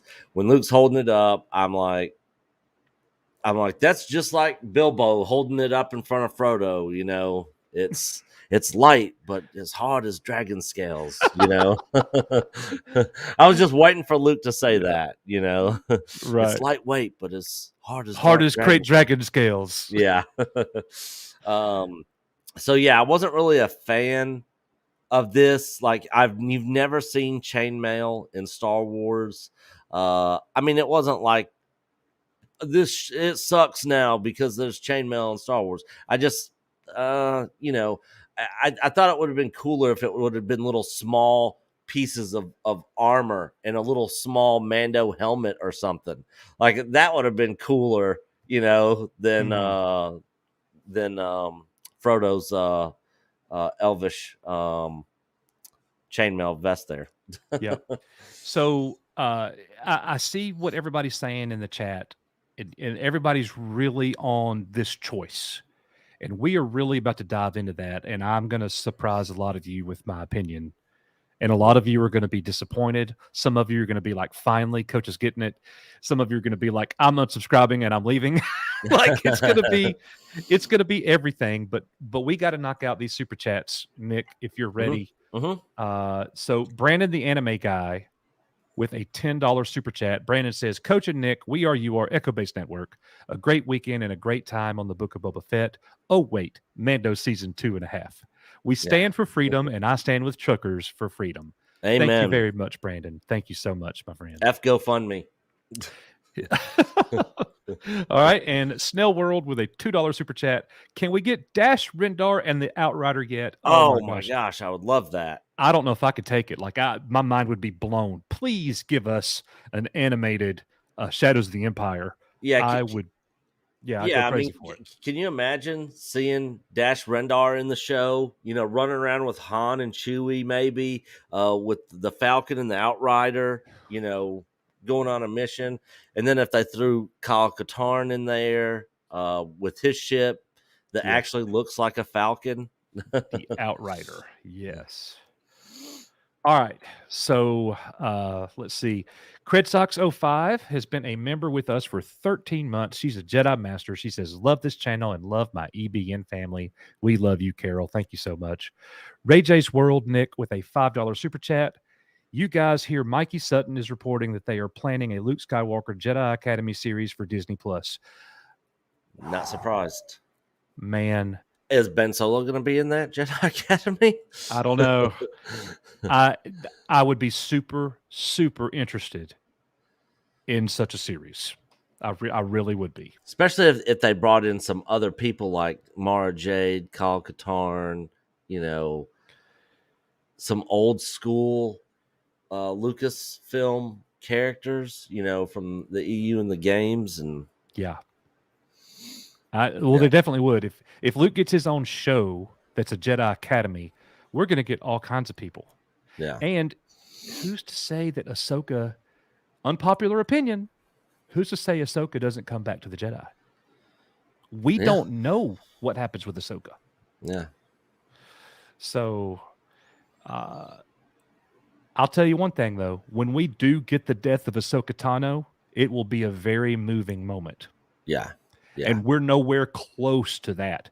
Everybody says Grogu is the cash cow. He's a cash register. They're right. But Ahsoka's a bigger one, my opinion. All right. Yeah, Luke's pretty good, big cash cow, too. Oh, yeah. That's I wasn't trying to state the obvious. Yeah. All right. Let's see. Gilo Saggers 23 with a £4.49 super chat. This is my first super chat. Love your content. Loved last week's episode. Are the sequel trilogy still being erased because it all leads to the sequel trilogy?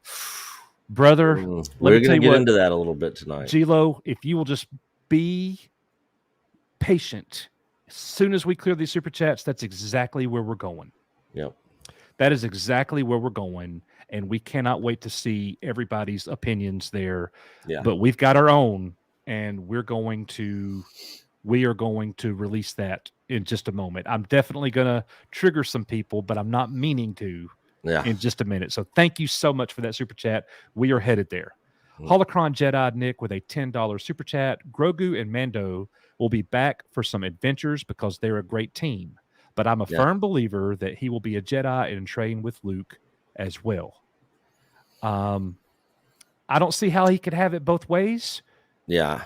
But yeah, I mean, there's a lot of people that think that.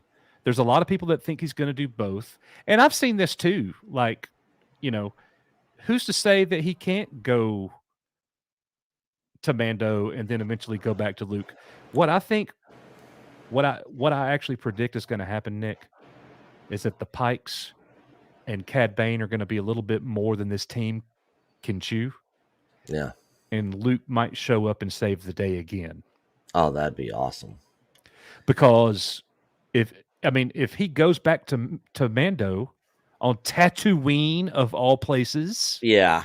Back to Jabba's palace. Yeah. We see Return of the Jedi Luke back in Jabba's palace with that Boba Fett, makes episode 7 a win right there, even though Luke's given up Grogu. Yeah. With Boba Fett, who was actually trying to kill him the last time right before Boba got knocked in the jetpack and went down into the Sarlacc. Yeah, and curiously enough, Boba Fett was hired by Darth Vader to bring Luke in. Yeah. He knows Luke Skywalker well. Yeah. Yep. So see, but how does Luke feel about if he hears Boba Fett, is he thinking what Cad Bane said? Boba Fett's a ruthless killer and worked for the Empire. The thing is I don't think Luke Skywalker sees Boba Fett as a threat to him at all. Oh no, not a threat. He's definitely not a threat to Luke. Yeah. For sure. Yeah. All right, Nick. Well, thank you very much, Holocron Jedi and Snell World with a $5 super chat. I enjoyed the last 2 episodes of Book of Boba Fett as a Star Wars, but was disappointed because that could have been 3 episodes of fighting the Pike Syndicate. Yeah. You know, there's You're been not a lot wrong. of criticism for the show that the main antagonist of the show, the Pikes, just hadn't been in it very much. Not at all. So I totally get that, Snell World. That's very fair. What you're saying right there is very fair. And we appreciate that super chat, sir. Darth Revan Nick with a $5 super chat. The Mandalorian refers to Grogu. He will take the mithril now, then end up with the Darksaber later. You know, that's interesting, Nick. That's something you and I talked about, is that Grogu could just become like an Ahsoka, just a Force user, not a Jedi. Yeah. Not a Sith, just a Force user that can help out. And that very much could be the case. Yeah. Yeah, could be. We'll see. So, Darth Revan, we appreciate that, brother. Voitan with a $10 super chat. I believe Grogu will choose the chainmail, and Luke will agree that he wasn't that big of a fan of Jedi dogma, as he made the same choice in Return of the Jedi. You know what? That's such an interesting thought there, dude. Yeah. So this moment could make Luke turn away from the traditional Jedi teaching and walk away from their dogmatic practices. Yeah. I have not looked at it like that. That's a very interesting thought. That'll be interesting to see where it goes. Yeah, for sure. I love that. I love that. Thank you very much, Voitan, for that $10 super chat.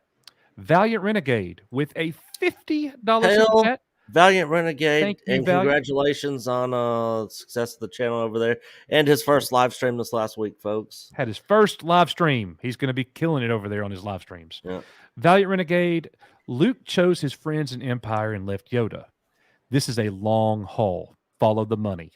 If certain events of the sequel trilogy stand, then Disney will have to kill their cash machine Grogu or make him vanish. Not happening.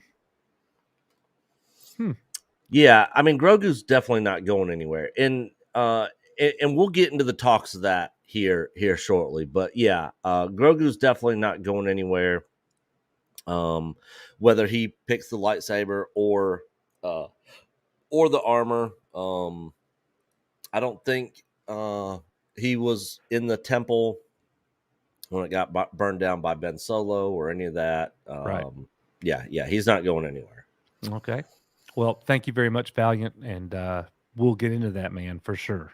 Yep. Let's see. Jimmy D's RC fanfic. Mando... I thought you were getting ready to say Jimmy D's nuts. Oh my gosh. Fanfic. Mando bathes in living waters of Mandalore, teeming with midichlorians, becomes the next Jedi Mandalorian, reunites with Grogu in training. Oh my gosh. Wow. Well, that would be insane. Yeah. Yeah, they would really be going back to George Lucas Star Wars right there with what he was wanting to do with the sequel trilogy and dive more into the wills and all that, which we did get some of in Clone Wars. Right. Yep. Absolutely, we did.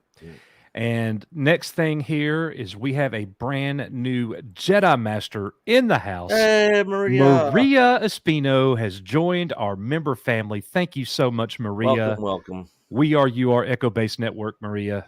Glad to have you for sure. So thank you so much.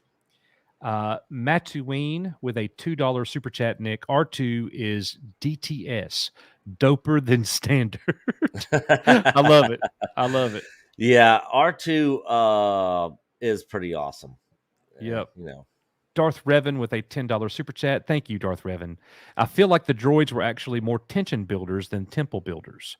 Literally just there to make us sit on the edge of our seat, waiting to see you-know-who. They definitely did that. Yeah. I'm sitting there looking around all over the screen. Like, there was definitely tension in that moment. I agree. And I'm with you, Nick. When I saw the stone be lifted up, I thought Luke's lifting that with the Force. What's going on? Yeah, Yep. It was like I was so focused on taking it all in, it was hard to take it all in. Yeah. You know. It was exciting. I'm sure my blood pressure shot up, in that moment. Misha Gingered Sparky with a $6.99 super chat. You two are the best thing on Saturday night. I listened to Steph this afternoon. Grogu's choice is balanced. Luke will let him have both. I can't wait for Wednesday. Agree with Nick. Well, thank you very much, Misha. Yeah. We think you guys are the best thing on Saturday night. So thank you. Yep, we you are honored that everybody is here. All part of this channel and this fellowship of different minded Star Wars fans. Everybody's opinions and ideas and thoughts and on direction and all that is all different, but we're all accepting of everybody else's opinions on everything here. And hey, we're just trying to have fun with it all. Absolutely. Fun with it all every Saturday night at 7:00. Yep. Ted, the old Star Wars nerd, Nick, has been a member with us for 15 months. He is a Jedi Master. Hail, he says the old Star Wars every nerd. parent needs one of those remotes to prod their kids when they don't move fast enough. Tell Echo Base, smash that like button. Ted, you're going to jail, man. Yeah. You can't do that anymore. Yeah, but just like Ted Ted said, if you have not smashed the like button, guys, hit the like button. We are at 500 people watching right now. Please hit those likes. Which is awesome. So thank you, everybody, for being here tonight. Yep. Thank you. Thank you. We are honored. Misha with a $2.79 super chat. Thanks again, Misha. Grogu will choose both. He will be in Mando season 3. It definitely looks like it. It definitely. When I saw the bubble on the Naboo starfighter, Nick, it stands to reason Grogu's coming back. Yeah. 100%. Now, I don't know how much Grogu's going to be able to help in the war against the Pikes, though. Yeah, he would be more of a liability, probably.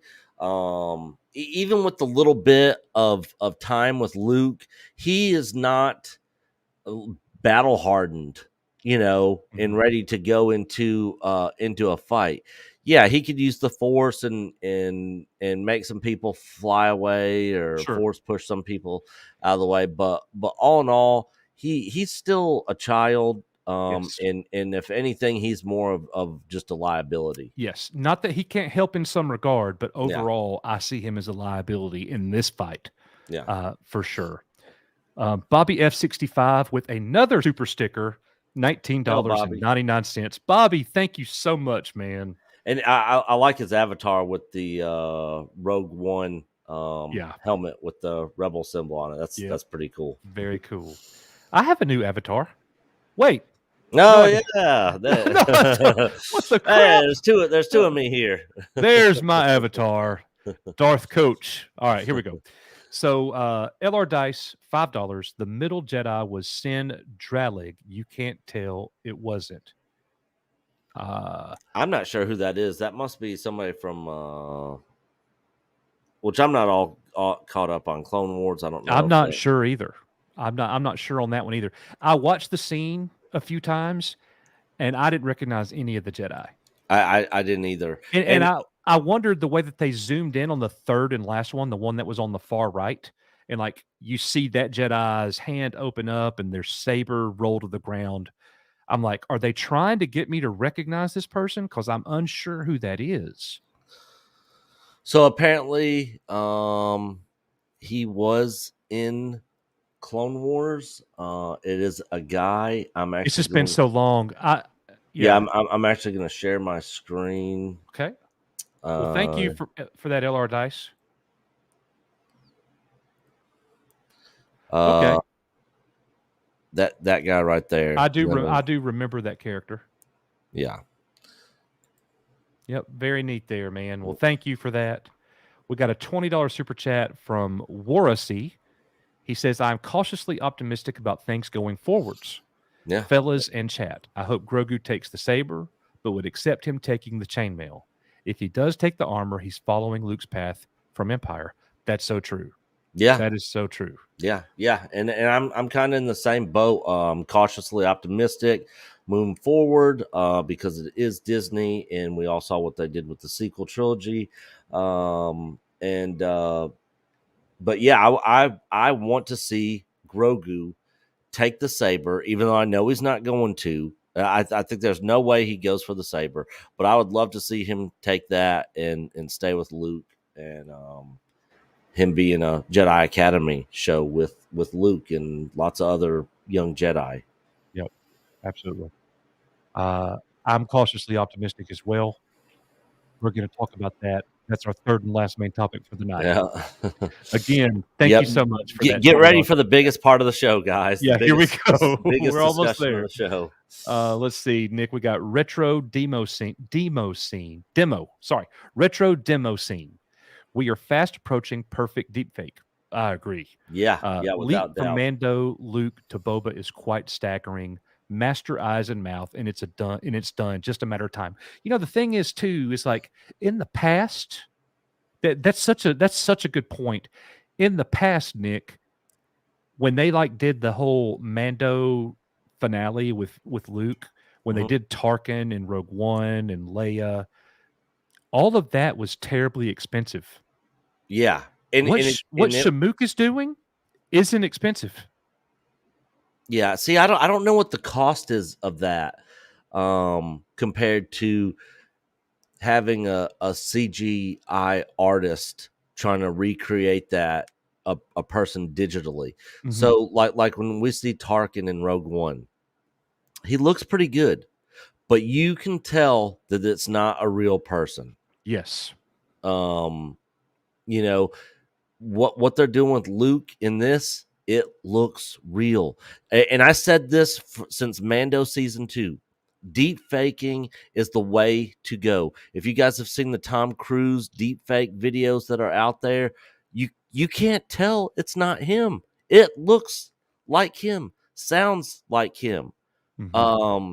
Everything. I mean, you cannot tell that is not the real Tom Cruise. Right. And I think that this technology is only going to get better. Yep, I agree. And you know, I see comments. Shamook's deep faking is nowhere near as costly as what they did before. I wouldn't think so. I don't know what the cost is to do the deep fake stuff, but yeah, I wouldn't imagine. And the turnaround time is a heck of a lot faster. Oh yeah, for sure. So that's why he's hired, ladies and gentlemen. The man is on salary and he's killing it. Yeah. So I think that the more he does this and the more we get this perfected, the more we're going to get that. So, But thank you, Retro Demo Scene. We appreciate that. Debbie Young with a $4.99 super chat. We must make sure to watch till the end of the credits for a possible teaser of hopefully Kenobi or something that is coming next. I agree. I would think it's probably going to be Mando season 3. They're going to or maybe even Ahsoka. I think there's for sure going to be an end scene credits scene, just like at the end of Mando season 2. Right. Did we get end credit scene at the end of Mando season 1?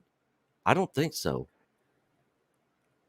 I don't recall. I don't think so. Maybe somebody in chat can tell us. Does anybody know? Did we get a end credit scene at the last episode of Mando season 1? I don't think we did. Red Side says no. Ray J's World says nope.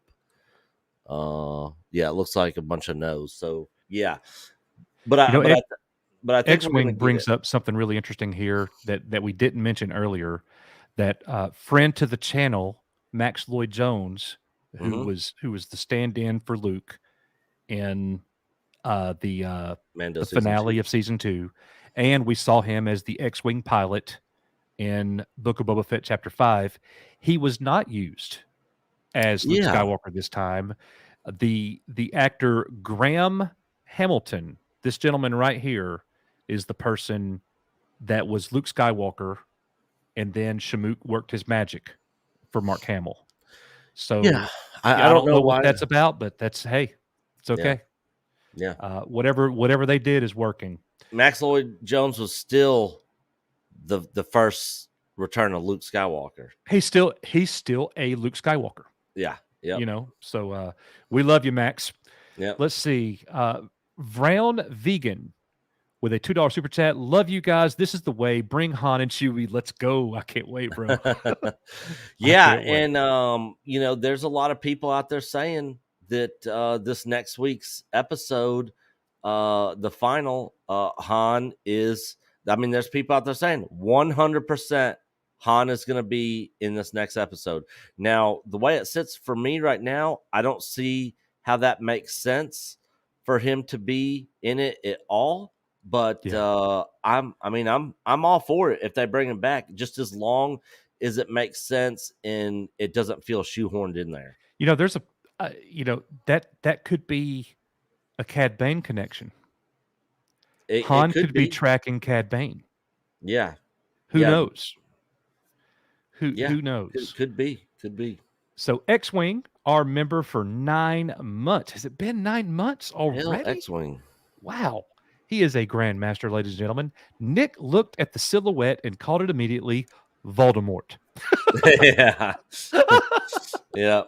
Pretty much. I was like, is that Voldemort guy? That's so funny. Everyone's talking about. Let's see. Stephen Glenn. Hail, Dad. What's up? Book of Boba Fett has become the pre-show for The Mandalorian. Yeah, pretty much. It's almost like a like an intermission. It's almost like an intermission between Mando season 2 and 3. Right. Yep, I'm with you. Let's see. X-Wing with a $4.99 super chat. Would we feel differently about the sequels if we saw Order 67, where Ben brutally slaughters the entire temple and we get more of Luke's character arc? No.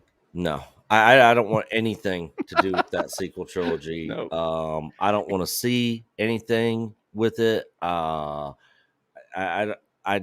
don't like. I despise that Kylo ship has Ren, sailed for me. Ben Solo. Yeah. I have zero interest in seeing any of those characters return. I just the sequel trilogy left such a bad taste in my mouth. I literally want no part of any of it. I don't want to see the First Order.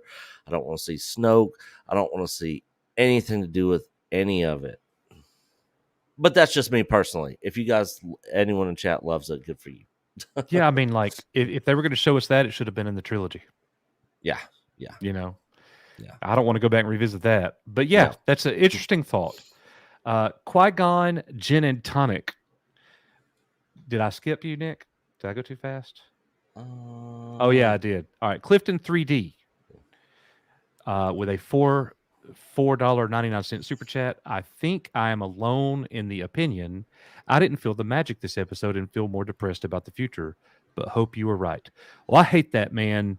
I hate that for you, Clifton, but I understand where you're coming from. I feel like I've been in that boat myself before. So yeah, I will say this about the Luke stuff in this last episode. Even though I thoroughly enjoyed it and loved seeing it back, it didn't have the same weight as him returning in the end of Mando season 2, because nobody was expecting that. Nobody saw that coming, and it was such a huge moment seeing Return of the Jedi Luke back. Now that we got it, anything they do with Luke moving forward is like, yeah, Luke's back. Well, I mean, we've already seen it. We already got that first reaction, of they did that of him coming back perfectly the first time around. Yeah, so anything moving forward is not going to hold as much weight, because he's already back. Well, I would unless like they do see something big like him and Force Ghost Anakin. I mean, there's still a lot of big stuff they could do that would hold a lot of weight. Fighting alongside Ahsoka. Yeah. Having a duel with the lightsaber with the Sith. Yeah, but him just being on screen is just not going to carry the same weight as when he first returned. No. Let's see. Qui-Gon, Gin and Tonic. I worry Dave feels he can fix the sequels by using TV shows similar to how he used Clone Wars to win over some prequel haters. The damage is different. I just want them to move to a different alternate timeline. Like I don't see how there's any fixing. There's no fixing Luke being a hermit crab, abandoning everybody, Han abandoning his family, becoming a deadbeat dad. There's no fixing that. Nobody wants to see them ultimately make those choices, no matter how they end up making those choices. Remember, this is where we're going in just a minute. So, yeah. Qui-Gon Gin and Tonic, this is exactly the thing that we're going to be talking about in just a few minutes, the main part of the show tonight. But I am with you in what you're saying about what Dave and George Lucas did to help the prequels. Because there was one time I didn't think I would ever like the prequels. I liked Revenge of the Sith. Yeah. I did not like episode 1 and 2. Yeah. I liked a couple of parts of 2, but I didn't like episode 1. I was not a prequel fan. I was a prequel basher. And then I was convinced to go watch this little cartoon called The Clone Wars. And it changed my perspective. And now I love the prequels. I could sit and watch any prequel movie any day. Yeah. So, and you're right. You're so right. That's exactly how it was for me. As far as anything fixing the sequels, again, I'm going to be just like I was 20 years ago. I don't think they could do that. This time I feel even stronger about it. Yeah. but thank you for that super chat, my friend. Let's see. Stephen Yarnell says, "Hey, Stephen," with a 1999 super chat. Thank you, Stephen.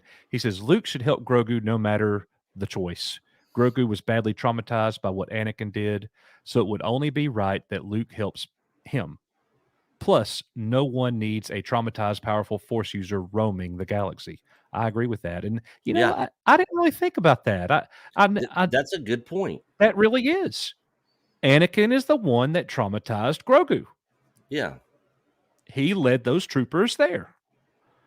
So that's crazy. That's a great thought, man. Thank you so much, Stephen. Yeah, because I actually never thought about that. Like Luke putting his hand, that gives that scene a whole different meaning. When Luke puts his hand on Grogu's head and is trying to help him remember. Look and what my it's dad like, did. And it's like, this is what my dad did. My father traumatized this child. Yeah. And these images are because of him, because Luke, of course, just heard of the Clone Wars is history. He didn't live through it or anything. When we see him and he hears Obi-Wan talk about it, he's like, "Oh, you fought in the Clone Wars? Like right. what?" Yep. I've heard about that. Well, thank you for that awesome super chat, Stephen. And that's a great thought, man. And Yeah. you know what? You just gave me a great idea for a video right there. Yeah. Little video that we might do. Yeah. Good super chat, Stephen. I love that. Yes. Debbie Young with $4.99. I can just see a grandma dressed in his little Mandalorian. All right. I think she meant Grogu. I could just see Grogu. Yeah, autocorrect probably was like, "Grandma." She probably said, "What shiny teeth you have, Grandma?" Grandma. I could just see Grogu dressed in his little Mandalorian armor, holding his newly made lightsaber. Yoda's saber is too big for Grogu. Yeah, it is. Yeah, too big for Grogu. it is. It is too big for Grogu. And we got that poster, of showing, Grogu, using the Force, with the cyber crystal and the little small parts. So, yeah, Grogu really needs something smaller. Because Yoda's is definitely too big for Grogu. Yep, it is. It is. Dwight Peldigram, member for 12 months with a member chat. He is a Jedi Grand Master. He says, "Hail EBN, driving in Bama, parking in Birmingham tonight." Well, be careful out there, my brother. You are missed, Dwight. Nick Snellworld with a $2 super chat. Wouldn't he need the bubble for bounties also? Man, there ain't no bounties fitting in that little tiny thing. A carbonite block's not going to fit in that, I wouldn't think. Yeah, and this is another reason why, it's cool and it's, kind of fan servicey for them to bring a Naboo starfighter back, but it is not practical for Mando to be flying this ship.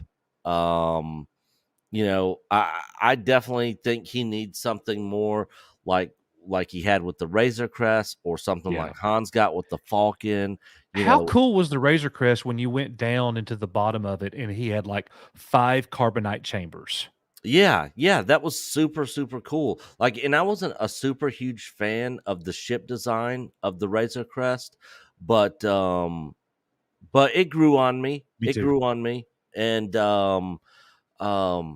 I hated to see it get blown up. But I definitely think he needs to. I mean, the construction worker is not going to, after his truck gets destroyed and from being in a wreck or something, the construction worker that's going to job sites every day isn't going to go get a Corvette.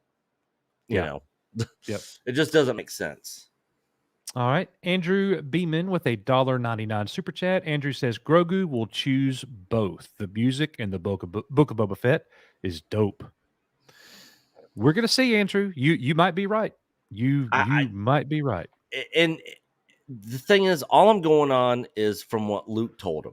Luke told him he can only choose one. That's why I didn't put both in the poll earlier. That's why I don't believe he's going to have the option to choose both.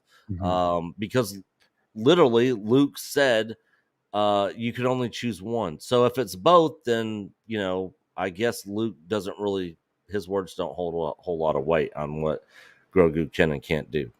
Right. Let's see. Psy98 with a $5 super chat. I love that picture. Yeah. What makes you so confident that Star Wars is back after this episode, given that it seems to set up The Last Jedi as far as Luke's story is concerned? I think the reason he's asking that question, Nick, is because it's because of the thumbnail. But remember, there's a question mark after that. Star Wars is back. Question mark. I'm going to say Star Wars was definitely back this week with that episode that we got. Yeah, it was a great Star Wars episode. Yeah, as a singular episode. Yeah, as a singular episode. No matter where we go. Yeah, that episode was great. Yeah, it could be straight trash, moving forward, Disney-fied, is crap and just be absolutely terrible. But that episode, for the most part, while still not perfect, was great Star Wars. Or conversely to that, you could have hope. Yeah, that it's going to continue to be great. Yeah. And I think we're going to get another great episode next week, because this is just like Mando season 2. Like, I was not really a fan with those first couple episodes, and then as it got closer to the end, every single episode just got better, and I was like, every week it's like, wow, there's no way next week's is going to beat this. Like, this was a great episode. Then the next week's episode happens, and it's like, wow, this episode is even better than last week's one. And they just kept getting better. I absolutely loved it. I love it when they do that. Yeah. So that's one thing that they've demonstrated the ability to do, is to finish the season well. Yeah. They did it with Clone Wars. They did it with both seasons of Mandalorian, and now they're doing it. They're in the process of doing it. We'll see how next week goes, but I'm feeling good about it. I'm excited to see it. Yeah. So Red Tigress has been a member for 12 months. She sends in a member chat. She says the sequels can't be repaired by a TV show. The prequels did not deconstruct characters or make them bad. And I'm not disagreeing with that. That's a good point. Yeah, definitely. Maria Espino, our newest member, sends in a to the $9.99 super chat. Thank you, Maria. She says Luke has had his sister as his first student, Grogu as his first academy student, and Ben Solo as his first official Padawan. All three of those things can be true. Yeah. And that's actually what we're about to get into. Yeah, that's what we're about to get into.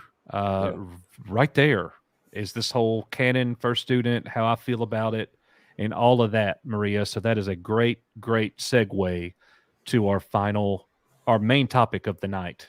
It's funny, Nick. We've been having our show for an hour and 45 minutes, and we're just now getting to the main topic. Yeah. So Look, Yeah. at this point, guys, we will clear any and all super chats after the main topic, but we're going to go ahead and You want to hit this last one before we get started? Sure. All right. Nick Craig with a $5 super chat. What if Bo-Katan gives Mando a freighter that he can dock the fighter on? Just another Lego set to buy. I'd love it. Yeah, I'd be all for it. I'd love it. All for it. Mando needs a droid to fly the ship. And he hates droids. I know, you're right. He really does. But yeah, that's an awesome thought, Nick. Thank you for that, sir. So everybody who has sent in a super chat, oh my goodness, y'all, there are so many of you. But I do want to shout you out, and I want to make sure that I have a good clip for you guys. So we are going to say thank you to Mr. Canadian Buttcrack Media, Valiant Renegade, The Sith Lord is a Metalhead, Brandon the Anime Guy, Snell World, Ray J's World, Gilo Saggers 23, Holocron Jedi, Darth Revan, Voltan, Valiant Renegade, Jimmy D's RC, Mattuine, Misha, Bobby F65, LR Dice, Warasy, Retro Demo Scene, Debbie Young, Vrown Vegan, Clifton 3D, Qui-Gon Jinn and Tonic, Stephen Yarnell, Snell World, Andrew Beeman, Psy 98, and Maria Espino, and Nick Craig. We are UR Echo Base Network. Thank you so much for your super chat, and this video is for you.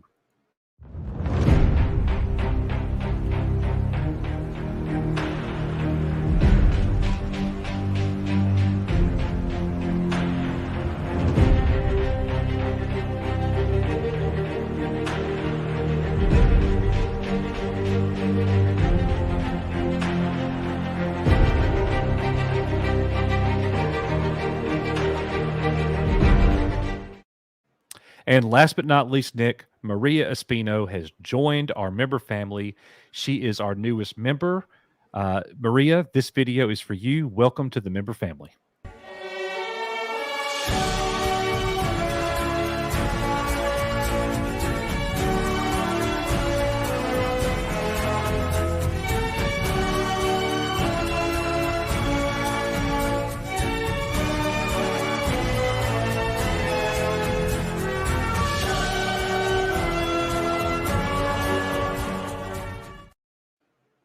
All right, so that's going to bring us to the latest, or our main topic. Here we go. Here we go, guys. So I haven't practiced what I'm about to say at all. Just shooting from the hip. So when I watched this episode, like a few other episodes before it, I'm watching it and I'm loving what I'm seeing. All the way up until right before Luke gets to the choice with Grogu. I had an absolute blast. But Nick,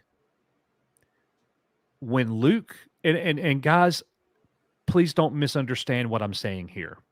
I'm talking about my first time watching the episode. First time watching. I'm watching the episode, and those of you who are our Patreon members that watched my full reaction, the entire episode, you could see my facial expression change because I started getting mad. Yeah. I started getting mad as I'm looking at the choice and I'm seeing Grogu choose the armor and not the lightsaber. And the reason that's making me mad is because I had it in my mind, and I don't know how I feel right now, but I had it in my mind at that moment that if Grogu chooses that armor, then we are headed straight for the sequel trilogy. And all of this talk about the world between worlds, alternate realities, all this, all that, we've made videos on it. We're big proponents of it. We would love to see it happen. All of that's for nothing. And I started getting irritated as this choice moment was going down. Yeah. Because the sequel trilogy has been hanging over my head like a dark cloud. And I'm sick of it. And I'm only speaking for me. I'm not telling anybody how they should feel. I'm not telling any of you. I haven't told Nick how he should feel, but I did call Nick and we had this conversation earlier. Yep. So here is going to be my mindset moving forward. I hope. This is how logically I want to proceed. I'm not going to let the sequel trilogy hang over my head like a dark cloud anymore. I'm going to watch the Star Wars that we're getting. And if it's really good, then I'm going to enjoy it. And if it's great, I'm really going to enjoy it. And if it's average, it's average. And if it's trash, we'll crap on it. Yeah, if it's trash, we'll crap all over it and make fun of it. Yeah.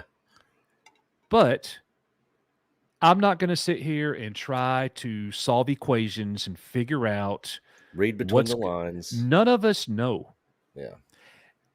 So I am going to just anticipate that 30 years later in Star Wars, it's going to be the sequel trilogy. Until they prove me otherwise. And if they prove me otherwise, guys, I will be so happy. That'll be great. But in my mind, I am settled with the fact that we are headed towards the sequels. Yeah. And it just is what it is. But I'm not going to allow J.J. Abrams and Rian Johnson's garbage to...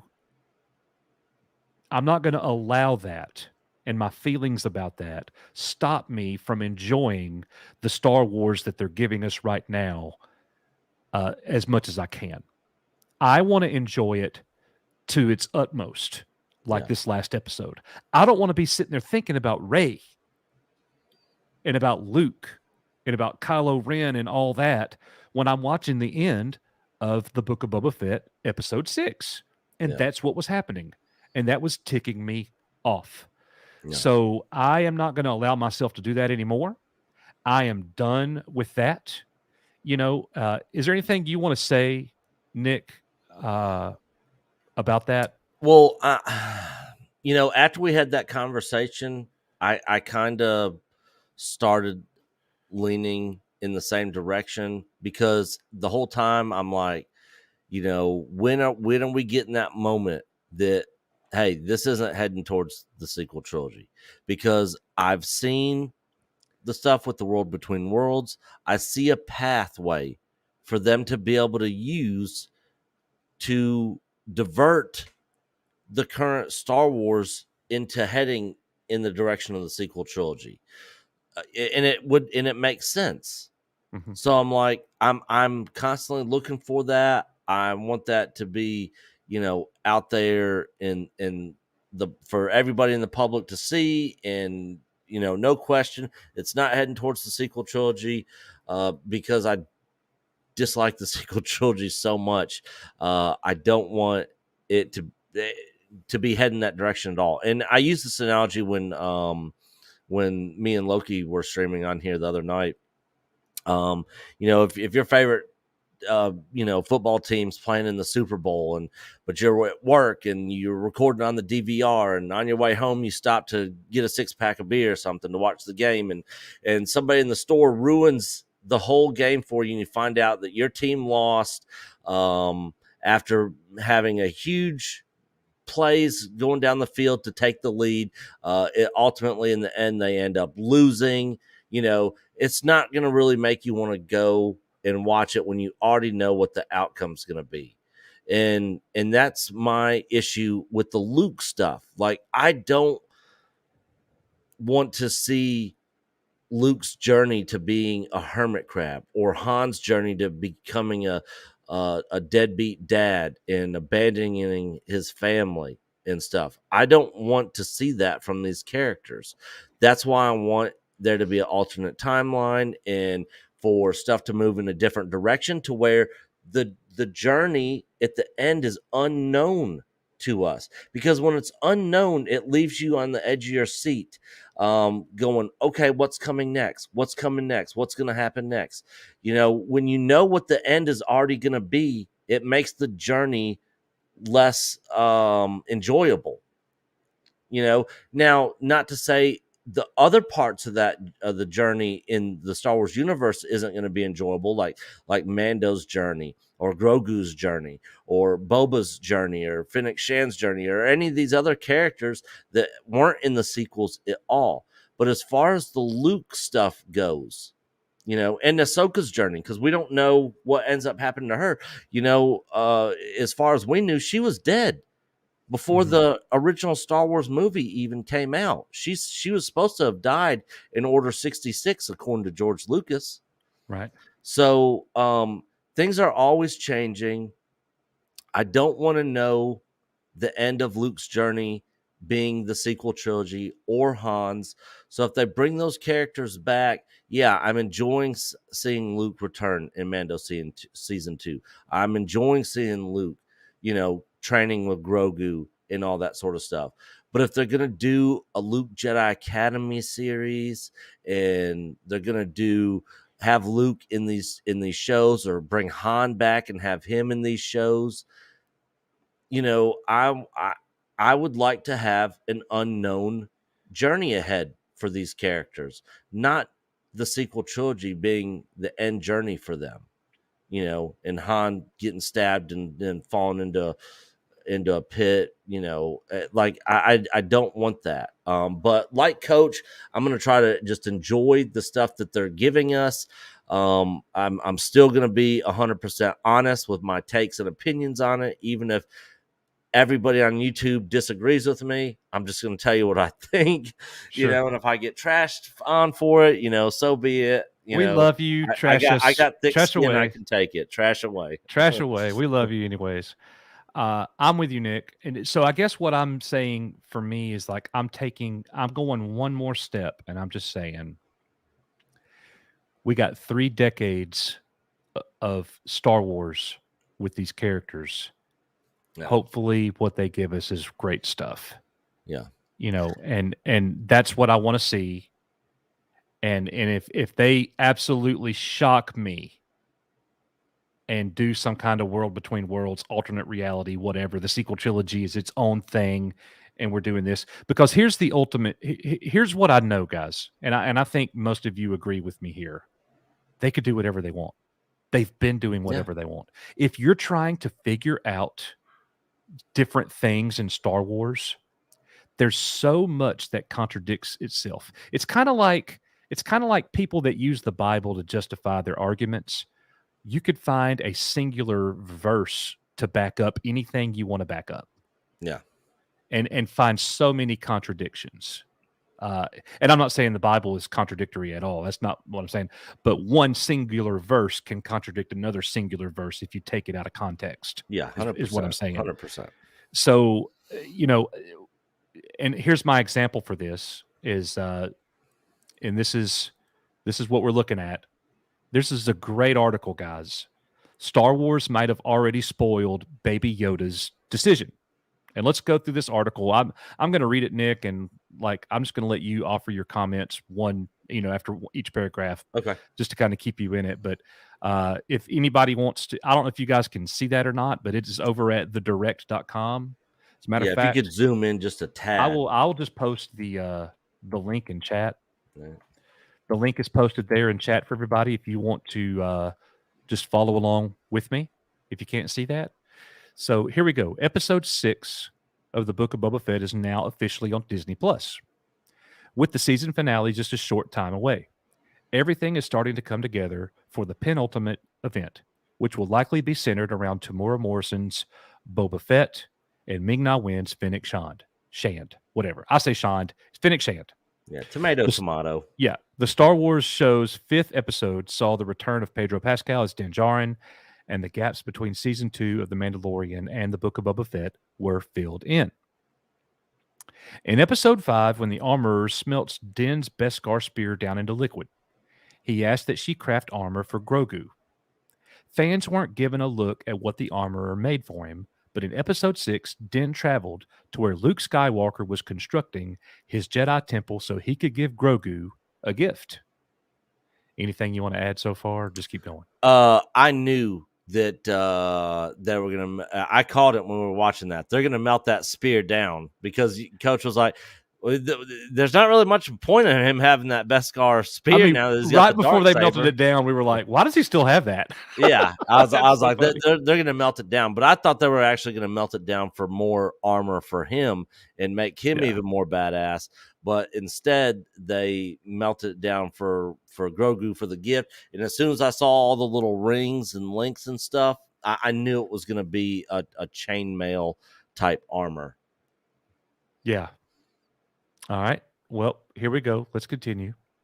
When Din arrived, he was met by R2-D2, who led him through a forest where he was instructed to wait for who he thought would be Luke. However, Rosario Dawson's Ahsoka Tano was the Jedi who ended up greeting him, where she told the Mandalorian that Grogu's attachment to him was too strong. This meant that if they saw each other, it would jeopardize his training. Toward the end of the episode, Luke offers Grogu a choice. He could either choose the gift that Din had made for him and return to the bounty hunter, or he could choose Yoda's lightsaber and become the first student at Luke's future academy. The scene cut before fans could see the choice that Grogu made, but a previous comic that is Star Wars canon may have already told viewers what Grogu's answer will be. And if you don't want to know this, y'all need to tune out now. Yeah, or just mute until we take the article off screen. I will say before we go into this next part, you know, they had in the comics also that Yoda's lightsaber was burned in a fire, and they retconned that. So I don't know how much weight anything in the comics has to do with anything in the show. So this could be a big, huge nothing burger, guys. Well, I don't even know what it is. See, I don't think it is a nothing burger. I think what happens is when, like, we have to go with what the comics in the books tell us until the show changes it. Yeah. Nothing's bigger than the show. Yeah. But when something happens in the comics or the books, the novels, that's the story until it's changed. Right. You know what I mean? And that's kind of like what we're getting into here. Ben Solo was Luke's first student. Here we go. And this was according to the comics. In the comics, yeah. But was it? Was it? That's where I'm headed. In 2019, a 4-issue comic series was released with the title Star Wars: The Rise of Kylo Ren, written by Charles Soule. This story followed Ben Solo prior to his introduction in The Force Awakens and explored how he was tempted to join the dark side of the Force, as well as how he became the leader of the Knights of Ren under Snoke's command. Now, I know for a lot of you guys, you do not like hearing this part. Bear with me. There's a point. In issue 3 of the 4-part series, Ben is talking to Ren, the Knight's leader, about his time at Luke's academy and the relationships that he had with other Force-sensitive children. This takes place after Ben destroyed Luke's temple and killed most of the students. He is telling Ren about the story of him killing 3 fellow students, Hennix, Vo, and Tay. The comic panel reads, "We all studied together. I was first, but they came not long after, Vo, Hennix, and Tay." You see the comic here. Let me pull it back up. Okay. All right. So Luke is sitting there talking. He's with R2. You see that there. And then right down here, we all studied together. I was first, but they came not long after, Vo, Hennix, and Tay. All right. So let me stop right there. So a lot of people read this as this. Hey, Kylo Ren said he was first. No, that's not what this comic is saying. This comic he is telling the story of Hennix, Poe, and Tay. I'm sorry, Vo and Tay. He's telling the story about when he killed those 3. And he said, I was first. They came later. He wasn't saying he was the very first student at Luke's academy ever. That's not what he is saying. Even though people think, or a lot of media has reported, the comic said he was the first student. Well, yeah, I was first, but that's taking it out of context. The context is he's telling a story about he and 3 particular Padawans, other students, before he killed them. He came before them. He's telling the story. So that is incorrect. So when you fast forward to just a few days ago, a lot of people, including me, Nick, refused to go and read this book because this is Disney Star Wars. But here's the thing. This is how I reconciled it in my mind. If I will enjoy The Mandalorian and I will enjoy the book of Boba Fett, then why won't I go enjoy a book? And at least just see. And I'll come back and I'll report to you guys and I'll let you know what I think. Well, in this very book right here, they tell us Leia was Luke's first student ever. Yeah, and they showed that in the movies. They showed it in the movie. Yeah. And it was within the year after Endor. Mm-hmm. Leia was pregnant with the twins and Luke was training her. And Luke was also discovering more about the Force himself. They were doing it together, but he was still training her. The book literally says, word for word, Leia was his first student. So, anyways, my ultimate point is this. It doesn't matter what a comic or what a book or what anything says. They could do whatever they want to do in the show. They can do whatever they want to do in the show. And the moment the show changes what the book says, then that's it. Then what they say in the book is over. But I'll tell you guys this. I am really enjoying this book. I just read the Ahsoka book in 2 days last week. Loved it. I read the Darth Vader comic. I'm going to get that from Coach as soon as I can. Numbers 1 through 6. Because I want to read that. I've absolutely loved this. And I'll tell you what, Nick, this is how crazy it's gotten. I now have a desire to start buying all of the comics. Yeah. Like I want them all. Yeah. I want every Star Wars comic ever made. Like I'm not kidding, because that's how much I loved reading this. And that's Disney Star Wars, right? This is Disney Star Wars, and this story was great. And I'm actually reading the Star Wars comics, the story that came right before this, Star Wars numbers 1 through 6. I'm reading through those right now, and I love it. I absolutely love it. So that's where I'm at. I'm not going to let the sequels stop me from enjoying the great Star Wars that's out there. Now, when I see something that's garbage, I'm going to call it garbage. Yeah. But I'm not going to get hung up in is it happening? And let me. I want to make sure this is clear too. Nick and I have never, not one time, ever said we think the sequels are going to be erased. No, we've never said that. We've never said they're going to be retconned. And if we did say they were retconned, we misspoke, because that's not what we meant. Yeah. What we meant is they're going to be in their own story, and there's going to be another story, and they're going to be different. Yeah. Reality. Parallel universes separate from each other. And I don't think we're going to get that at this point. I really don't. But if we do, I am all for it. Don't get me wrong. Yeah. I'm for it. But if it doesn't happen, it is what it is. I'm going to sit back and enjoy the great Star Wars that we get in the time being, because Favreau and Filoni are doing it right.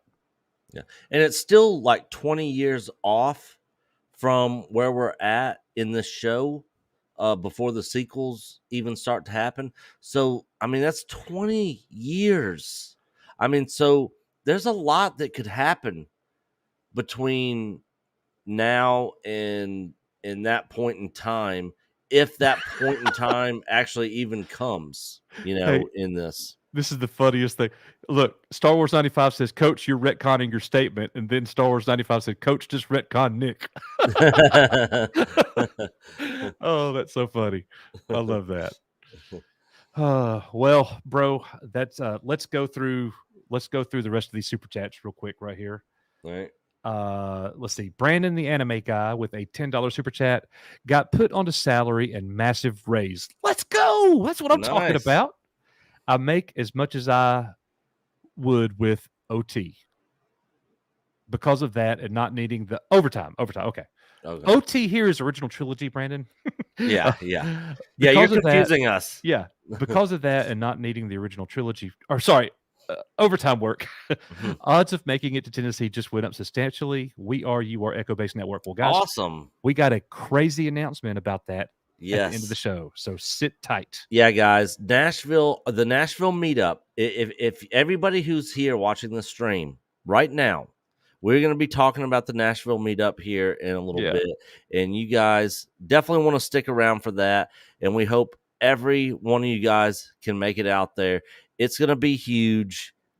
And I mean huge. X-Wing actually just got his airline tickets. He's for sure going to be coming out, and it's going to be a huge event, and I can't wait for it. And I hope each and every one of you guys can make it out for it. Yep. Good night, Maria. We appreciate you, my dear. Good night, Maria. Thank you so much. Thanks for becoming a member of the family. That is exactly right.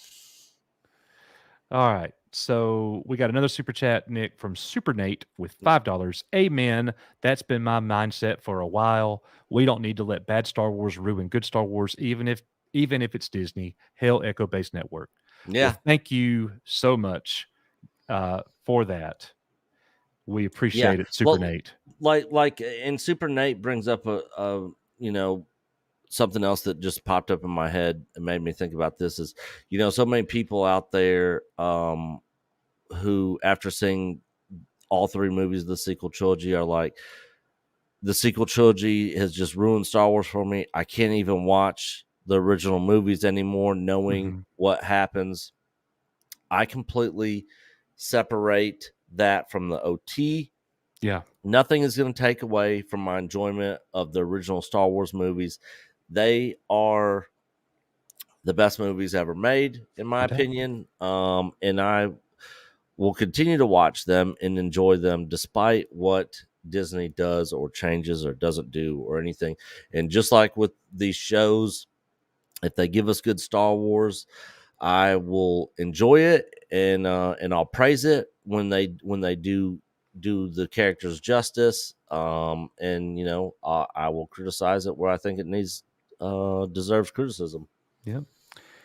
Nick Andrew Beeman with a $4.99 super chat. He said, I said it on one of Steph's live streams earlier this week. I don't think John and Dave would have all of this lead to the sequel trilogy. We need to have hope. Yeah. I mean, you wouldn't think that they would, but again, the sequel trilogy is 20 years off. I mean, they could just avoid it at all costs and not even mention it or have any tie-ins to it. Even though it does actually still lead to the sequel trilogy, they could just be like, it wasn't really well received. A lot of people aren't fans of it. So even though everything leads to the sequel trilogy, we're just not even going to mention it, which I think is also a possibility. One way or another, if they don't come out and make it clear without a shadow of a doubt that these stories do not lead to the sequel trilogy, then they're leading to the sequel trilogy in my mind. Absolutely. I agree with that. So for me personally, Andrew, it's a great super chat, and thank you for sending that in. Yeah. I had to decrease my hope. I had to, because it was driving me mad. Yeah. And I'm sitting there looking at the current Star Wars using that as a lens, and all it was doing was leading me to a possible major disappointment. I'm only speaking for myself. I'm not going to allow myself to do that anymore. So I appreciate those that have the hope, and I hope you guys do not get your heart stomped on. Yeah. If that I hope you guys are right. Like, I don't. I hope you're want right. these Absolutely. To lead to the sequel trilogy, but I need them to make it clear. I'm not going to be trying to listen to the rumor mill stuff and articles and trying to read between lines of this or that, or this article says this, or this person's no longer working there, so that means this. It has to be made clear one way or another in the shows. And until that happens, I'm not buying into either side. I'm just going to try to enjoy the stuff that they give us, if it's worth enjoying. Nick, we got a new member in the house who has also super chatted a few times tonight. Super Nate! Welcome to the family, Super Nate. We appreciate that, man. That is awesome. Everybody, please welcome Super Nate to our member family. Super Nate, throw up those emojis, man. Let everybody see them. Nick, we got Ray J's World with a $5 super chat. Ray J said, as I said last night on Loki's, if we go to the sequels, I say go there, flipping off J.J. Abrams and Ryan Johnson. Yeah, we'll do that. Yeah. That's not a problem. Thank you, Ray J. Snail World with $5. Real quick, though, Coach, I want to reiterate this just in case there's new people here that weren't here listening earlier. Okay. The only thing about heading towards the sequel trilogy that I have issue with is what they did with Han and Leia and Luke. I don't really care about, if they want to bring Palpatine back, which I think is stupid and doesn't really make any sense, or the First Order, even though I don't want to see any of it. But Right. That's really the main thing for me is what they did with those characters. I'm with you. Nick Snellward with a $5 super chat. I'll believe we aren't headed towards the sequel trilogy when Galaxy's Edge changes to the original trilogy and the prequel trilogy theme.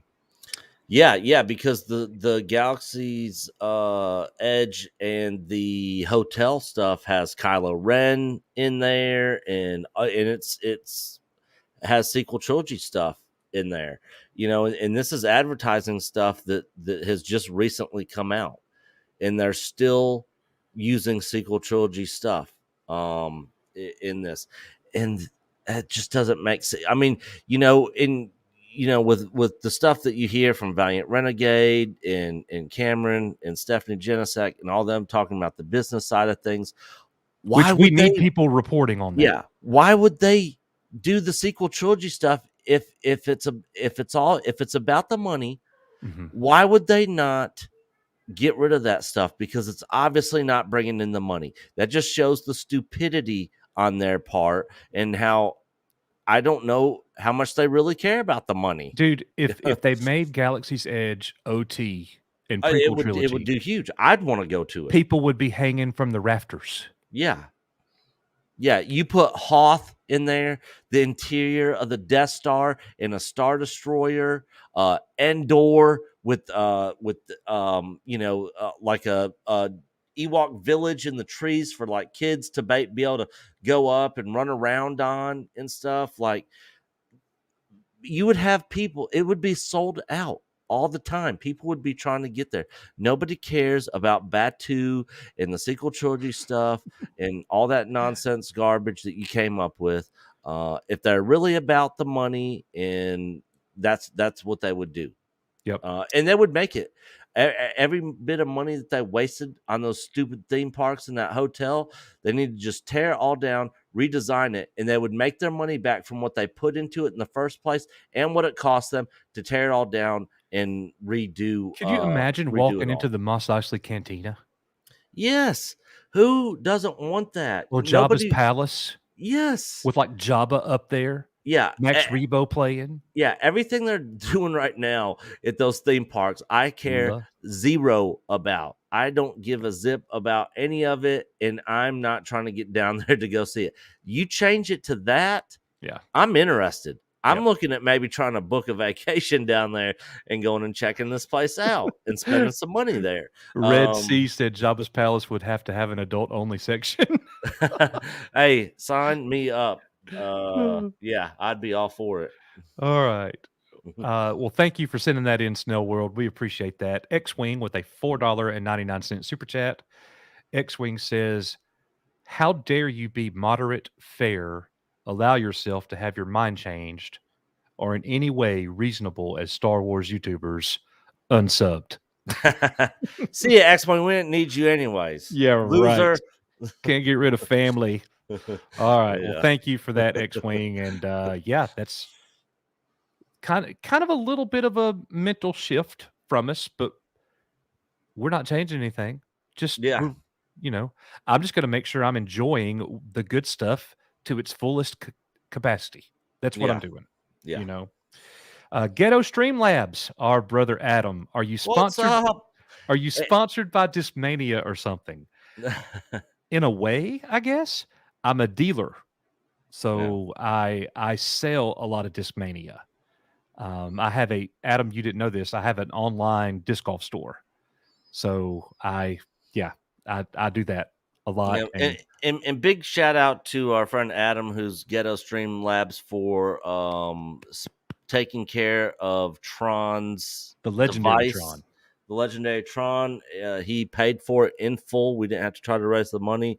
Ghetto Stream Labs donated the full amount.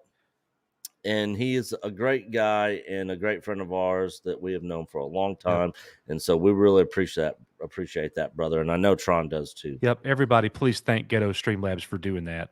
Yeah. And we greatly appreciate it. And Tron did send a big thank you. Yeah. Snell World with a $5 super chat, Nick. Thank you, Snell World. Again, he sends in another one. The sequel trilogy could never take my love for the original trilogy because they remind me of my childhood, and both of my parents are patted away. Bro, yeah, I so know where you're coming from with that, because when I watch the original trilogy, that's like a family thing, and my parents are gone, you know, but when I watched the original trilogy, that's what I did with my folks, and they loved watching Star Wars with me, and it was like a family thing. So, yeah, nothing could ever take away our love for the OT. No doubt. So thank you for sending that in. Nick, we have another new member. Everybody welcome David Brannon, who has become an EBN YouTube member. Thank you so much, David, for joining us here, man. We appreciate it. Everybody welcome David, please. We've got a super chat from the Star Wars guys. They say, about to go into the water temple in OOT. Original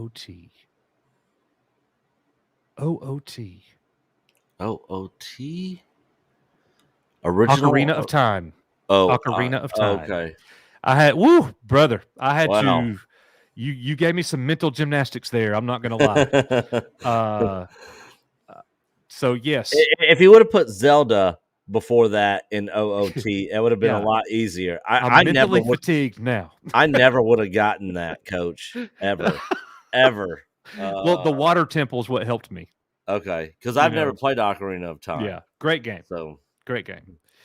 So, anyways, thank you very much, and good luck, Paul, in the water temple.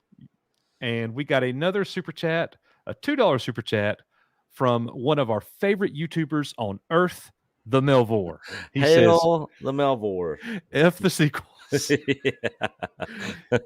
Right there with you. Couldn't have said it any better. 100%. Oh, and speaking of Melvor, I'm going to be getting in touch with you here pretty soon.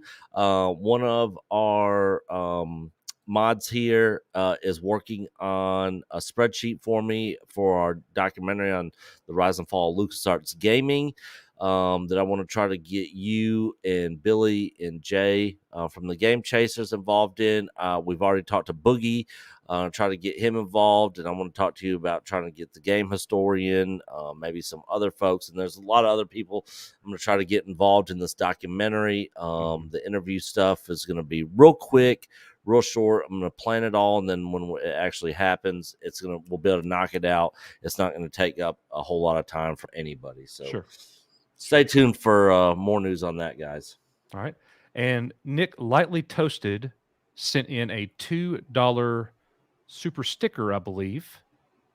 But the message was retracted. So Lightly Toasted, just comment what you wanted to say, and we will highlight that and get your message out there. But thank you so much for sending in the $2, and we would be glad, Nick, if you'll be looking for that from Lightly Toasted in the chat. Yeah, and guys, if Nightbot times you out, that has nothing to do with us. That's not our fault. Nightbot does not like all caps. I don't know how to change it. So, but yeah, I don't know if we can change that, but that's something that we could talk to Matt Rissman and Thrawn about. Yeah. If we could get that changed, but because I do think the all caps thing is. Yeah, that's going a little overboard, because I've been seeing people getting constantly timed out in chat all night long from stupid Nightbot. Yeah. And having the message deleted and all that sort of stuff. So yeah, we'll look at changing that. But Jake James Lugo, I did see your deleted message from Nightbot, and yeah, you are also somebody else that I was going to reach out to for this documentary. So yeah, I already had you in mind, brother. Let's see, Nick, we got another super chat from James Cocker, who sent in £5. James says, the last few episodes of Boba makes me feel better about the coming Obi-Wan series. Keep up the good work, guys. James, I agree. Yeah, I agree with all that. I'm feeling better about Kenobi. I didn't feel very good about Boba Fett for a little bit. I did not either. But I'm loving it right now. And very happy. And Boba's not even in it. Yeah. Doesn't need him. Yeah. The stuff that we've been enjoying most about this show has nothing to do with Boba Fett at all. You know, it's insane. And I just, So we got a couple of member chats here. Solar Batty 72 has been a member with us for 7 months. Hey, Solar. She says, so glad I could be a part of the EBN family. Well, we are too, Solar. We appreciate you, my dear. Black Dragon, who's been a member 11 months. He is a Jedi Grandmaster waiting for the end of April. Looking forward to Anthony Daniels more so than Ian McDermott. What's he talking about, Nick? We'll get to that in just a second. I don't know. Thank you, John, for sending that in. Aggie Mara 2018, been a member for 7 months. Hey, Aggie Mara, she says, hey, guys, EU Star Wars will always be my favorite. Absolutely. Absolutely. Yeah. And Marveling sent in a $5 super chat. Sequels won't get erased, but they will obviously follow Grogu. So why not do a 100-year time jump when the time comes, or something similar? Boom. Agreed. All for that. And just skip it all together. Yeah, that's the thing.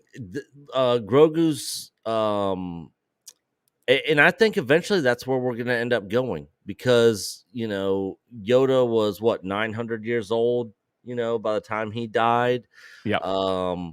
I think we're going to fast forward well beyond the sequel trilogy. I think the Star Wars universe is probably going to look a lot different.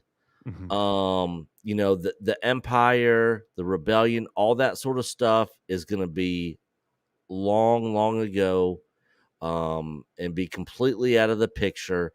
And we're going to get all new stuff. And I hope that it's good, you know, when they end up getting to that. But I think that's where we're going for sure at some point in time. I absolutely love your picture, Marveling. Yeah, that's a great avatar.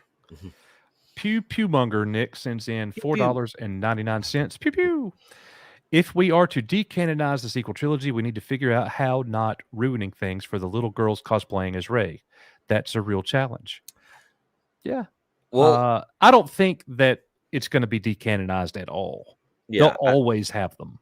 Yeah, it'll still exist. We just want it to exist outside of the OT timeline and the current timeline, you know. And we support all little girls dressing up as Rey. Both of my daughters dressed up as Rey one Halloween. So did they? They did. And I would have told them that is not allowed in this house.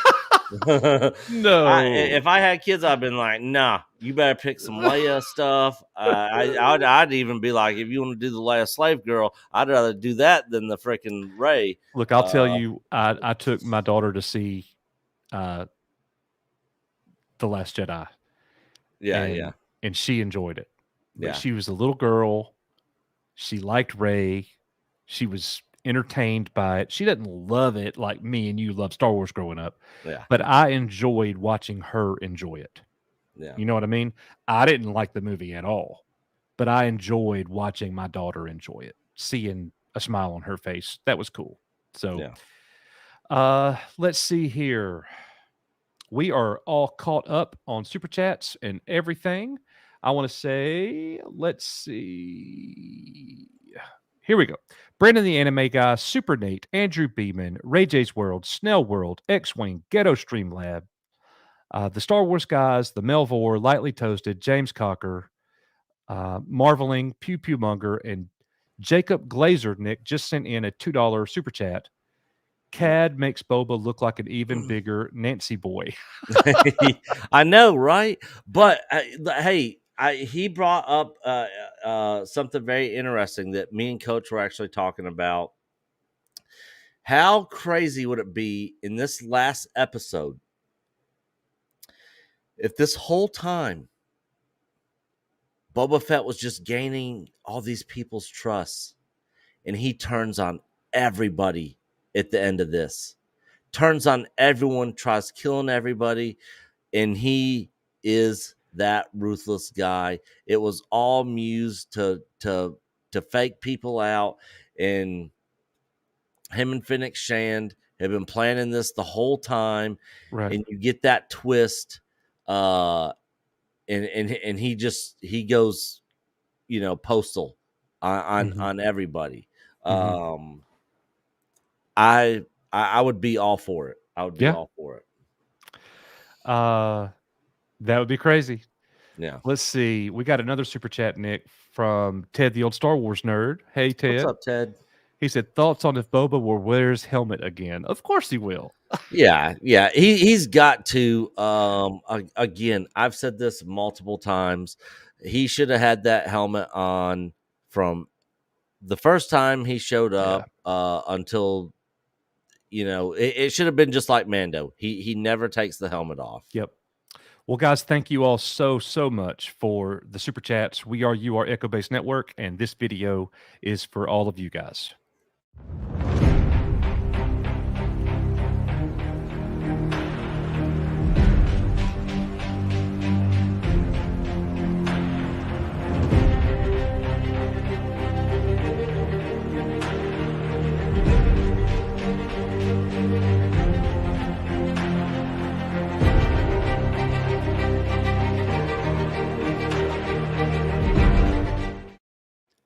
And David Brandon and Super Nate are our newest members. We are You Are Echo Base Network, and this video is for you.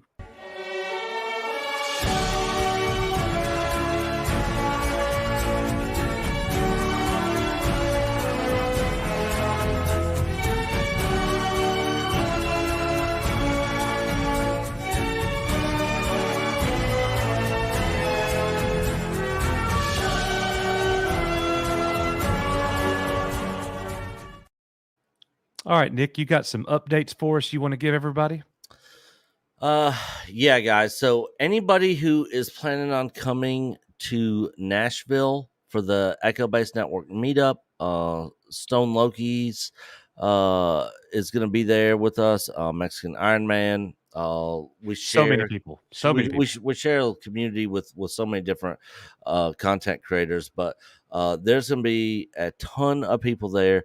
But yeah, just announced this week at ICC Con in Nashville, end of April, last weekend in April, Anthony Daniels, C-3PO himself, has been confirmed and will be there. So not only are we getting Ian McDiarmid, who played the Emperor, we are getting Anthony Daniels there as well. Me and Coach both have press passes. We're going to try to get interviews to do on the channel and all that good stuff. We're going to be trying to go live from the con.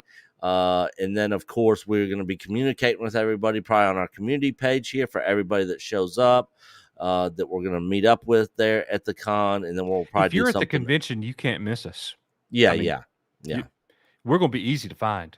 Yeah, for sure.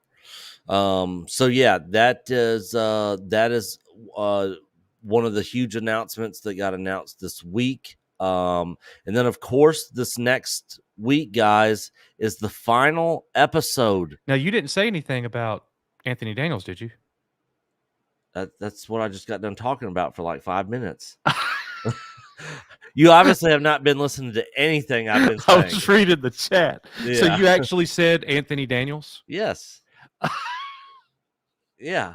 I'm sorry.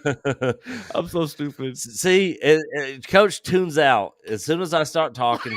He tunes out and is doing his own thing over there. He's like, "All right, break time." Well, let's see what's everybody saying here. My bad. So yeah, next week, the final episode of Book of Boba Fett, Chapter 7. Rumor has it Han Solo is for sure going to be in this, which I would imagine Chewie is as well. We'll see if that rumor's Han's true. in it. I'm calling it now. If Han's in it, we're going to get the original cast together. I would love for that to happen. I don't see it happening, but I would love to see that happen. But yeah, I'm excited to see if the rumors are true. I don't see how Han being involved here makes any sense. But I hope if he is, they make it make sense and All right. he's not just shoehorned in there. So I think this is why you might have said it so fast. And Shannon Blankenship says, "Are you sure you two aren't brothers? You argue like brothers. My brothers did." Yeah. Yes, we're not brothers, but we might as well be. Yeah, not blood. We're not brothers by birth or by blood. Yeah. But when you've been best friends for 30 years. Yeah. Yeah. Matt Risman. So is Anthony Daniels going to be at the con? Yes. Yes. He is. He is going to be Anthony there. Daniels, C-3PO, and Ian McDiarmid, the Emperor, are both there along with Timothy Zahn and other guests yet to be revealed. Yep. I imagine because most of them, oh God, I'm drawing a blank. Rancho Obi-Wan. Steve Sansweet. Yeah, Steve Sansweet. Who has the largest Star Wars collection in the world, who also did a great book back in the 90s with the gold cover of Darth Vader's helmet that had all the toys from Kenner and stuff in it and a lot of the new stuff. So yeah, he's normally there every year. So yeah, it's going to be awesome. And it's not just Star Wars stuff there. That's Star Wars, Star Trek, Lord of the Rings, comics, video game. I mean, like that Hot Wheels toys, play sets. Like when we were there, like I saw Fisher Price stuff there. Like it's a con really for fandom. I mean, Marvel, DC stuff. It's not just Star Wars. So if you are a fan of whatever you're a fan of, they are probably going to have it there. Of course, it's mainly geared for Star Wars stuff, and there's a lot of Star Wars stuff there. But there's a lot of other fandom there as well. I got a good question from Darcipio. He says, "Coach, are you guys going back to Thursday streams after Book of Boba Fett, or are you staying on Saturdays?" I mean, I'm pretty sure we're probably going to be staying on Saturdays. We're keeping Saturdays. Yeah, we're staying on Saturdays, which we will be setting up another member stream, like where we have other hosts besides myself and Nick in the near future. But yeah, we're going to keep the Saturday shows going for sure. Yeah, and yeah, me and Coach from time to time will have other people that will fill in and host for us on Saturday nights when we can't make it, when we have other stuff going on.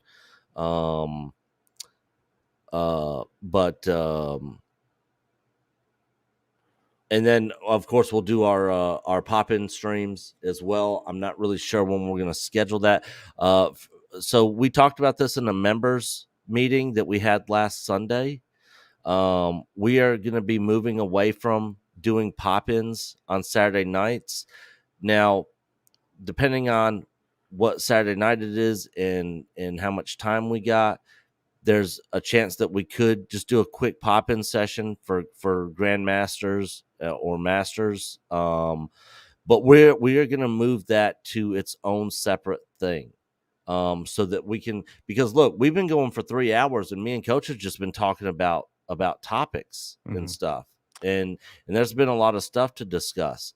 So if we added pop-ins on top of that, that's another hour to 2 hours that we're spending here. And, Coach has a wife and kids, and so and what I he's saying is we're going to have a show dedicated to pop-ins. Yeah. Where it's pop-ins the entire time. Yes. So we will be having those, and we'll have panels where you guys can all come in and be like 7 or 8 of us, and we have a big, huge discussion. That's what it'll be a public stream, but the members will be able to pop into the show. So we will be doing that. We'll be getting that information out soon. Yep.